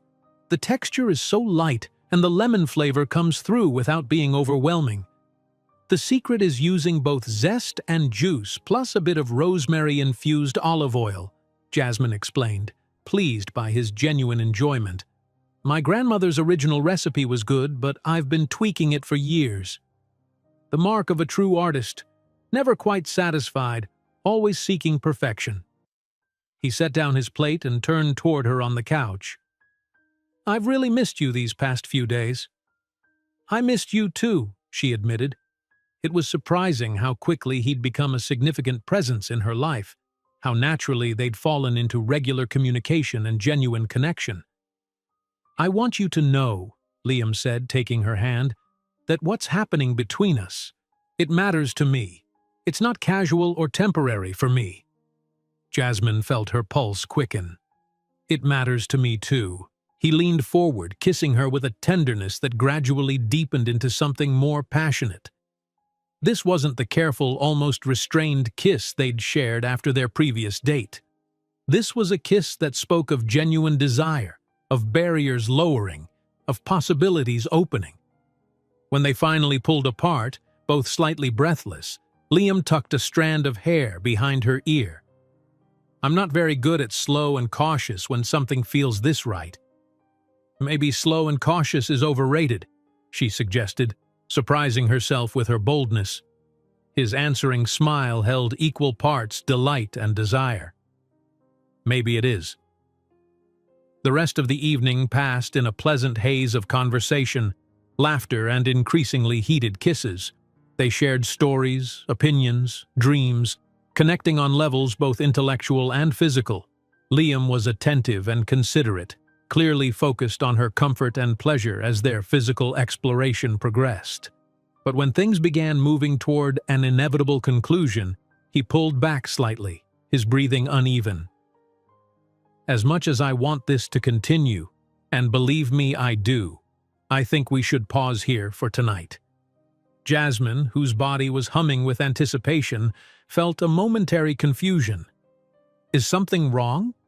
"Not at all." His smile was warm and sincere. "I just don't want to rush this part of our relationship. Not because I'm not completely attracted to you, I am, obviously, but because I want it to be perfect when it happens. No first date awkwardness, no holding back from fear of vulnerability." He kissed her forehead gently. "You deserve that. We both do." His consideration touched her deeply. In her experience, men rarely applied the brakes for such thoughtful reasons. "That makes sense," she said, straightening her dress, "though I hope perfect doesn't mean too far in the future." Liam laughed, his eyes crinkling at the corners. "Definitely not. Just perfect timing, perfect circumstances." He stroked her cheek. Perfect connection. As the evening drew to a close, Liam insisted on driving her home rather than calling his driver. The Jaguar purred through the quiet streets, and Jasmine felt a contentment she hadn't experienced in a long time, perhaps ever. At her door, their goodnight kiss held promise and certainty. "Dinner tomorrow?" Liam asked. "I could pick you up after work." "I'd like that." She smiled up at him. "Though I should warn you, I'm helping Charlotte develop a new pastry line tomorrow, so I'll probably smell like butter and vanilla when I leave." "You say that like it's a bad thing?" he teased, kissing her once more. "Butter and vanilla happen to be two of my favorite scents, especially when they come with you." After he left, Jasmine moved around her small apartment, preparing for bed with a lightness in her step. The evening had been perfect, not in the polished, orchestrated way that Adam had always insisted on, but in its genuine warmth and connection. Her phone chimed with a text from Liam. "Home safe, already looking forward to tomorrow. Sweet dreams, beautiful." The simple message made her smile. With Adam, compliments had always felt performative, as if he were checking boxes on a relationship to-do list. With Liam, every word, every gesture seemed to flow from genuine feeling rather than calculation. As she drifted off to sleep, Jasmine reflected on the strange twist of fate that had brought her to this moment. Adam's rejection had sent her fleeing to San Francisco, heartbroken and questioning her worth. Now, that same rejection had led her to someone who appreciated not just her talent but all of her, curves, strength, creativity, and all. The following morning, Jasmine arrived at Maison Sucrée to find Charlotte waiting with an unusual smile and a thick envelope. "This came by courier for you," she said, handing Jasmine the envelope. "Seems quite official." Inside was a formal letter from the San Francisco Culinary Institute inviting Jasmine to be a featured presenter at their annual Pastry Innovation Symposium, one of the most prestigious gatherings in the pastry world. The letter specifically mentioned her groundbreaking flavor combinations and artistic presentations that had captured the attention of the Bay Area's most discerning palates. "This is incredible," Jasmine breathed, scanning the details. The symposium was a career-making opportunity, a chance to showcase her work to industry leaders and culinary journalists from around the country. "You deserve it," Charlotte said warmly. "Your talent is exceptional, Jasmine. It's time the wider world recognized that." As she prepared for the day's work, Jasmine felt a profound gratitude for how her life had transformed in just a few short months. Her career was blossoming, her confidence was growing, and she was developing a relationship with someone who valued her exactly as she was.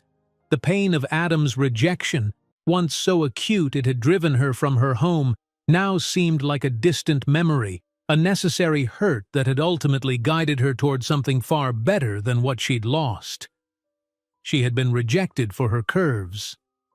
But now, Those same curves, and more importantly, the woman who possessed them, had found appreciation, respect, and the promise of something truly lasting. The weeks leading up to the Pastry Innovation Symposium transformed Jasmine's already busy life into a whirlwind of preparation, experimentation, and anticipation. The prestigious event, held annually at the San Francisco Culinary Institute, attracted industry leaders, food critics, and culinary innovators from around the world.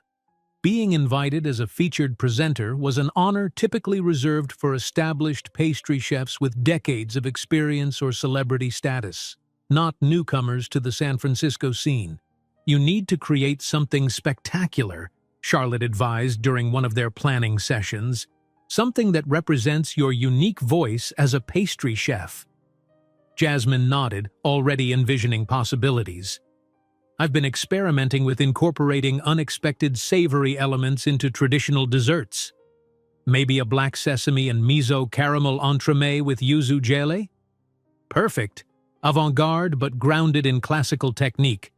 Charlotte's eyes gleamed with excitement. "And we'll feature it at Maison Sucrée the week after the symposium." Between her regular duties at the patisserie and her intensive preparation for the symposium, Jasmine should have been exhausted. Yet somehow she felt energized, buoyed by a sense of purpose and possibility that infused every aspect of her life, including her rapidly deepening relationship with Liam. What had begun as tentative attraction had blossomed into something neither of them tried to downplay or contain. They saw each other almost daily. Dinner at new restaurants he wanted to share with her, quiet evenings at his home where he cooked while she experimented with dessert ideas, weekend mornings exploring farmers' markets hand in hand. Liam had become her most enthusiastic supporter, creating space in his own busy schedule to taste test her symposium creations, offering thoughtful feedback and genuine praise. When she worked late at Maison Sucrée, he would sometimes appear with takeout from her favorite Vietnamese restaurant, sitting quietly in the corner of the kitchen, answering emails while she perfected recipes. "Isn't this boring for you?" she asked one night, glancing up from the complex sugar sculpture she was crafting. "Watching me work for hours?" Liam looked up from his laptop, his expression contemplative. "Actually, it's the opposite. I find it fascinating to watch someone so completely immersed in their craft. Your focus, your precision, the way you lose yourself in the process, it's beautiful." A month into their relationship, they were photographed together at the opening of a new art gallery. Jasmine in a vintage emerald dress that hugged her curves, Liam's hand resting naturally at the small of her back as they laughed together. The image appeared in the society pages of the San Francisco Chronicle with the caption, "Tech titan Liam Evans and acclaimed pastry chef Jasmine Hawkins share a moment at the Pearson Gallery opening." That night, as they walked along the waterfront after the event, Liam brought up the photograph. "I hope you're not uncomfortable with the publicity. Being seen with me sometimes comes with unwanted attention." Jasmine considered this. A year ago, the idea of her image in the society pages would have terrified her. Now it barely registered as a concern. "I'm not uncomfortable. It's just strange to be described as an acclaimed pastry chef when 6 months ago I was just another cook in a Seattle bakery." "You were never just another anything," Liam said, stopping to face her, "and the acclaim is well-deserved." The sincerity in his voice warmed her. She rose on tiptoe to kiss him, no longer self-conscious about public displays of affection. "Thank you for believing in me, even when I was still learning to believe in myself." 3 days before the symposium, Jasmine was at Liam's house, practicing her presentation while he prepared dinner. She had just finished a run-through when her phone buzzed with a text from Mia. "Call me ASAP. It's about Adam." A cold feeling settled in her stomach. She hadn't heard Adam's name in weeks, had almost managed to forget his existence in the happiness of her new life. "Everything all right?" Liam asked, noticing her expression. "I'm not sure. Mind if I make a quick call?" He gestured toward his study. "Take all the time you need. Dinner's still 20 minutes away." In the privacy of the book-lined room, Jasmine called Mia. her heart beating faster than she would have liked. "What's going on?" "Adam's in San Francisco," Mia said without preamble. "Jessica from Belltown saw him at Union Square yesterday. He asked about you, where you're working, if you're still in the city." Jasmine frowned. Why would he care? Last I heard, he'd been demoted at Vertex. "That's just it. He's not with Vertex anymore. According to Jessica, he's interviewing with Culinary Quarterly magazine for a food critic position." The implication hit Jasmine like a physical blow. Culinary Quarterly was one of the most influential publications in the food world. Their critics could make or break a restaurant's reputation with a single review. And the Pastry Innovation Symposium, where she would be presenting in 3 days, was exactly the kind of event a food critic would attend. "You think he's going to try to sabotage my presentation?" The idea seemed both far-fetched and entirely plausible given Adam's recent behavior. "I don't know. But it can't be coincidence that he's interviewing for a food critic job right before your big debut, especially after what happened with Liam and Vertex." After thanking Mia for the warning, Jasmine returned to the kitchen, her mind racing with possibilities. Should she tell Liam? Should she be concerned? Was she overreacting to what might be a genuine career change for Adam? "You're a million miles away," Liam observed as they sat down to dinner. "Bad news?" She considered deflecting but decided on honesty. "Adam's apparently in San Francisco interviewing with Culinary Quarterly for a food critic position." Liam's expression remained neutral, but she noticed his hand tighten slightly around his fork. "I see. And you're concerned about the symposium. Is that paranoid? To think he might try to undermine me somehow? Given his recent actions, I don't think it's paranoid at all." Liam set down his fork. "But I also don't think you should worry. Your work speaks for itself, Jasmine.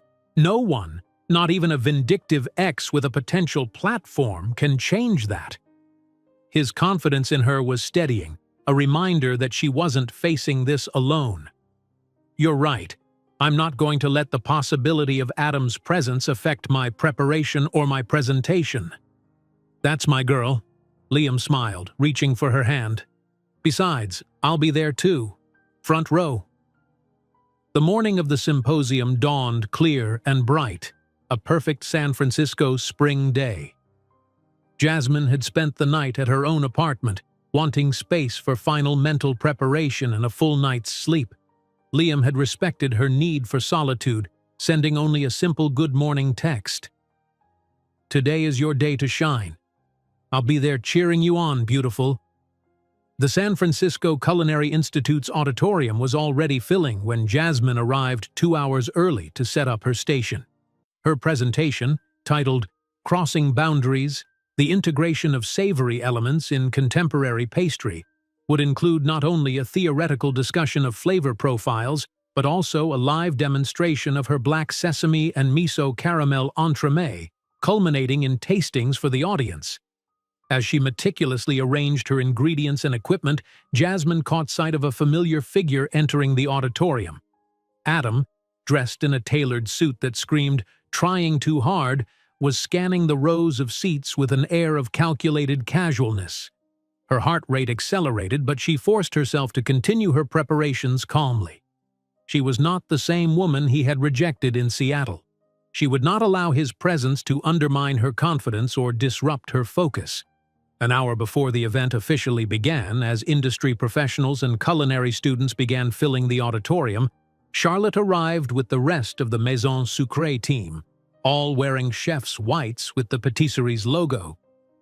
"Your cheering section has arrived," Charlotte announced with a smile. "Also, we've brought backup ingredients just in case, and look who I found outside." Mia stepped forward, grinning widely. "Surprise! Did you really think I'd miss your big debut? I caught the first flight this morning."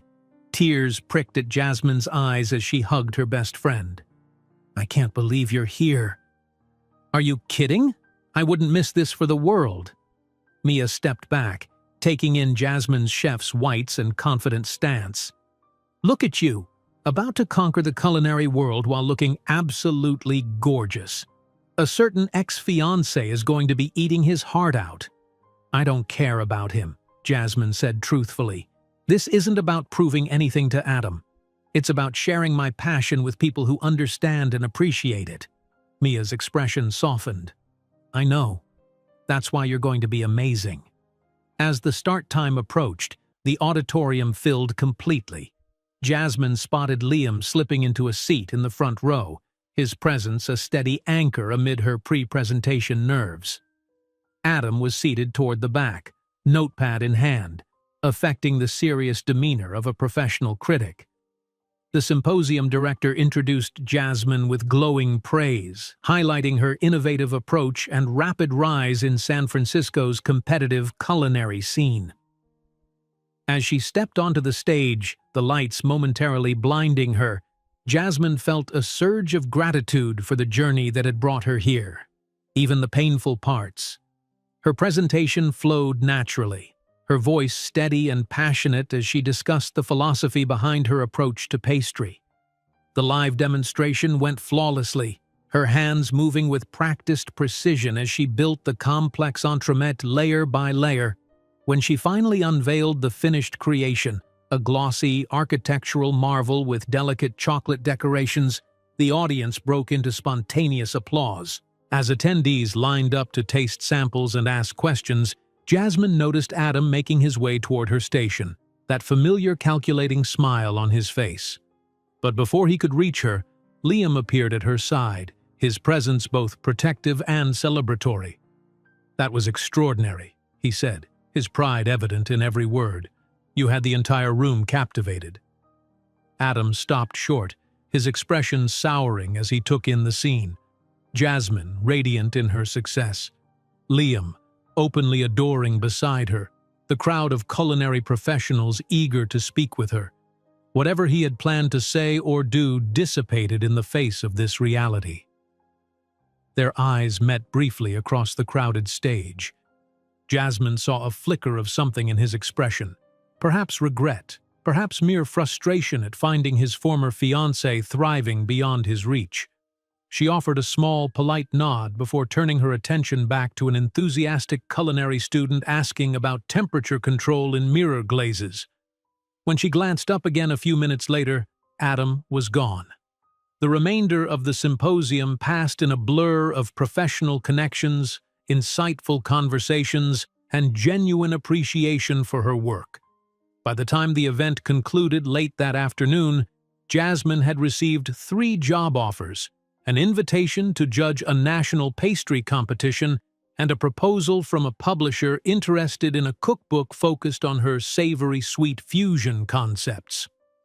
"I'd say that was a successful day," Charlotte commented as they packed up her station.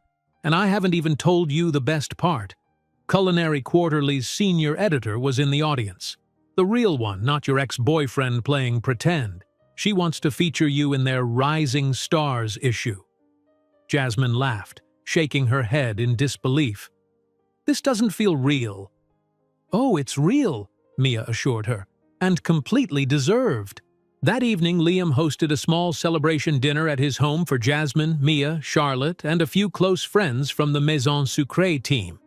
As they toasted her success on his terrace overlooking the Golden Gate Bridge, Jasmine felt a profound sense of belonging, not just to this place or these people, but to herself. Later, after the guests had departed, Jasmine and Liam lingered on the terrace, wrapped in the comfortable silence of shared contentment. "I saw Adam approach during the symposium," she said finally.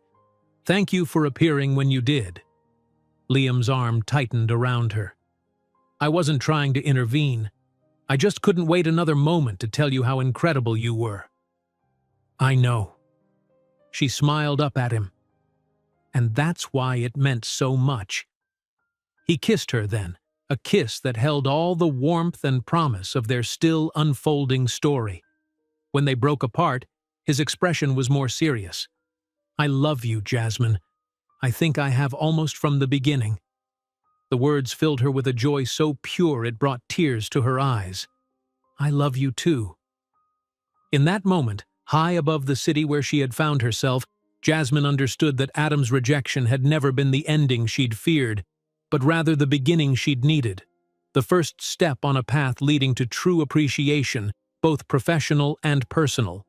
She had been rejected for her curves, but those curves, and the woman who possessed them in all her talent, determination, and authenticity, had ultimately found their perfect home. 6 months after the symposium, Jasmine stood in the private dining room of Maison Sucrée, surveying the elegant space with a mixture of pride and disbelief. The patisserie's expansion, a second location in Nob Hill with an exclusive tasting menu and reservation-only dining experience, had been Charlotte's vision, but Jasmine's creative direction had brought it to life. Tonight was the formal opening, an invitation-only event for food critics, industry leaders, and specially selected patrons. Every detail had been meticulously planned, from the custom dinnerware to the precisely timed serving of each course in her 9-course dessert tasting experience. "Nervous?" Charlotte asked, joining her in the empty room before guests arrived. "Surprisingly, no." Jasmine smoothed her chef's coat, a custom design in Maison Sucré's signature blue rather than traditional white. "I feel ready." "You should. Your menu is extraordinary, and the advance press has been glowing." Charlotte handed her a folded newspaper. "Speaking of which, have you seen the latest Culinary Quarterly?" Jasmine unfolded the paper to find a full-page article titled "Sweet Revolution: How Jasmine Hawkins is Redefining Modern Pastry." The byline belonged to Marissa Chen, Culinary Quarterly's respected senior editor, not Adam, whose brief stint as a would-be food critic had apparently ended before it began. "They're calling you a visionary," Charlotte noted with satisfaction, "and they're right." The months since the symposium had transformed Jasmine's career. The feature in Culinary Quarterly's Rising Stars issue had led to television appearances, speaking engagements, and a cookbook deal with a major publisher. But more meaningful than the external validation was her own internal certainty, the unshakable confidence in her craft and her worth that had once seemed so elusive. Her personal life had blossomed alongside her professional success. After saying, "I love you," on the night of the symposium, she and Liam had settled into a relationship marked by mutual support, genuine respect, and deep affection. He had become her biggest champion and closest confidant, the person who celebrated her victories and steadied her through challenges. 3 months ago, she had moved into his Pacific Heights mansion, a transition that had felt as natural as it was significant.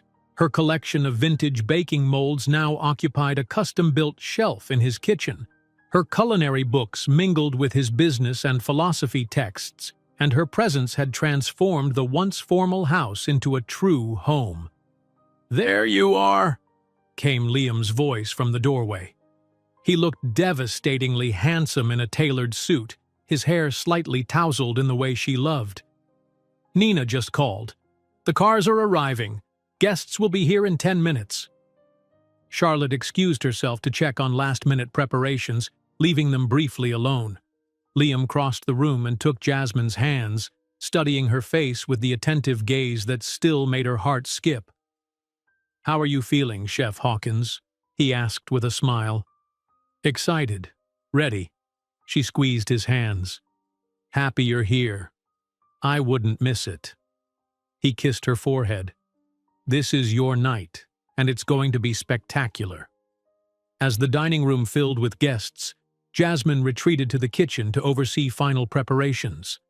Her team, hand-selected and meticulously trained over the past months, moved with practiced precision, plating the first course with artistic flair. The evening progressed smoothly, each course emerging from the kitchen to appreciative murmurs and, occasionally, spontaneous applause.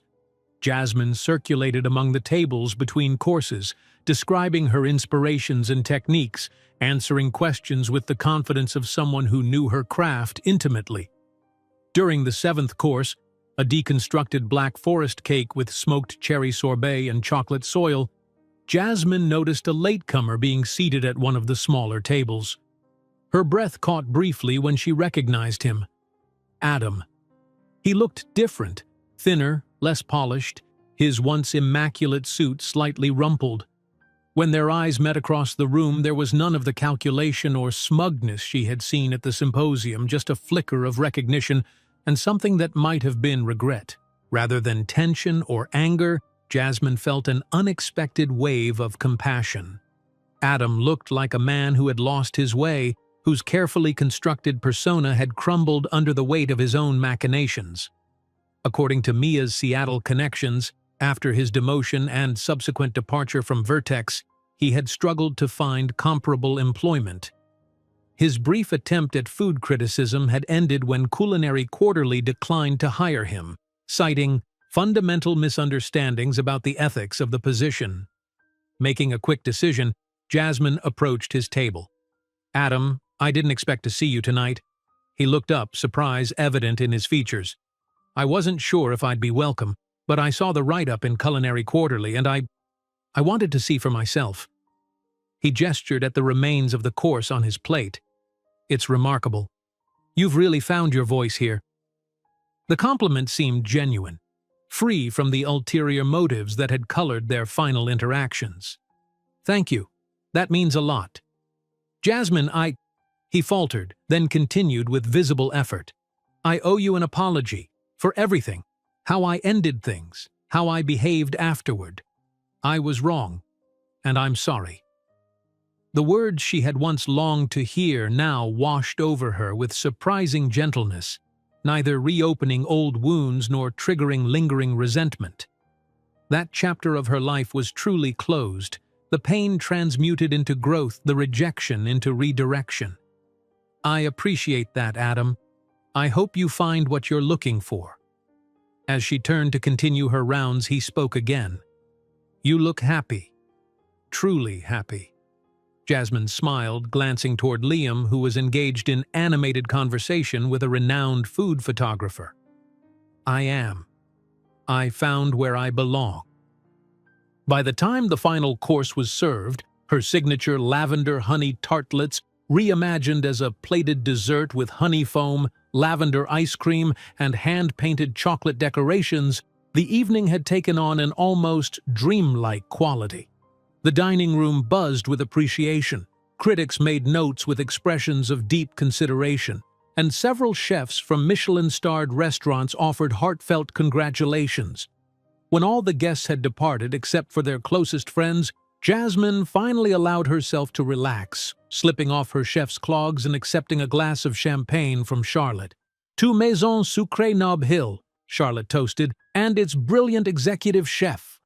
The title, newly official as of that evening, still sent a thrill through Jasmine. Charlotte had offered her the position 2 weeks earlier, along with a partnership stake in the business. At 32, Jasmine had achieved a level of success that once seemed impossible, and not merely in spite of the journey's painful beginnings, but because of them. After the celebration wound down, Liam drove them home, the night air cool and refreshing after the heat of the kitchen. They walked hand in hand through their house. She still marveled at thinking of it as theirs, and out onto the terrace where they had first shared their feelings. The Golden Gate Bridge was illuminated against the night sky, a steady presence in a city of constant change. Jasmine leaned against the balustrade, breathing in the scent of night-blooming jasmine from the garden below. "You were magnificent tonight," Liam said, coming to stand beside her. "Watching you in your element, confident, passionate, completely yourself. It's a privilege." "I couldn't have done it without you," she replied, turning to face him. "That's not true." His smile was gentle but firm. "You would have found your way regardless. Your talent, your determination, they were always inside you. I just had the good fortune to recognize them." She thought back to their first meeting in the Vertex conference room, how he had truly seen her even then, appreciating both her skill and her beauty without qualification or condition. "Do you ever think about how different things might have been?" she asked. "If Adam hadn't ended our engagement, if I hadn't left Seattle, if Charlotte hadn't hired me?" "I try not to dwell on what-ifs," Liam replied thoughtfully. "But I do believe some people are meant to find each other, even if the path isn't straightforward." He took her hand, his expression suddenly more serious. "Speaking of paths." Reaching into his pocket, he withdrew a small velvet box. Jasmine's heart began to race as he opened it to reveal a ring, a stunning sapphire surrounded by diamonds, vintage and elegant. "This was my mother's," he said, his voice soft with emotion. "She told me to give it to someone extraordinary, someone who brought light and joy into my life, someone I couldn't imagine living without." He dropped to one knee, still holding her hand. "Jasmine Hawkins, will you marry me?" Tears filled her eyes as she nodded, too overwhelmed for words at first. "Yes," she finally managed. "Yes, of course." As he slipped the ring onto her finger, a perfect fit, like so many aspects of their relationship, Jasmine felt the completion of a circle. She had come to San Francisco broken by rejection, uncertain of her worth, searching for a fresh start. She had found not only professional success beyond her dreams, but also a love that celebrated rather than diminished her. "It's beautiful," she said, admiring how the sapphire caught the light. "My mother would have loved you," Liam said, standing to gather her in his arms. "Your passion, your resilience, your incredible heart, and yes, your chocolate soufflé." Jasmine laughed, resting her head against his chest, listening to the steady beat of his heart. "I wish I could have met her." "In some ways, you have. She shaped who I am, taught me what matters." He tilted her chin up gently. "She taught me to recognize true beauty when I see it." Later that night, as they lay tangled together in the peaceful darkness of their bedroom, Jasmine thought about the strange, winding path that had led her here. Adam's cruel words, "You're too curvy for me," had once cut so deeply. Now they seemed not only false but irrelevant, the misguided judgment of someone who had been too shallow to recognize her worth. Her curves remained, proudly and unapologetically part of her, but they no longer defined her in her own eyes or anyone else's.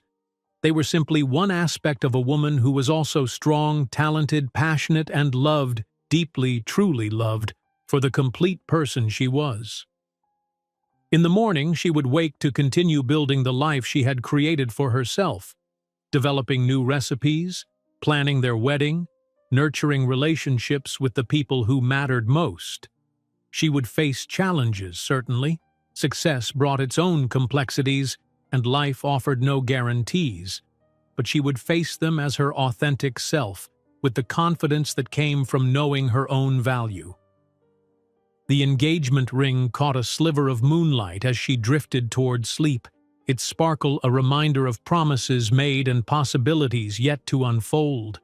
Whatever the future held, Jasmine knew one thing with absolute certainty. She was exactly where she was meant to be, exactly as she was meant to be. The rejection that had once seemed like an ending had been merely the first step on a journey to something far better than what she had lost. A journey to true acceptance, genuine love, and the sweetest kind of happiness. If you enjoyed this story, don't miss the next one. Just click on the screen.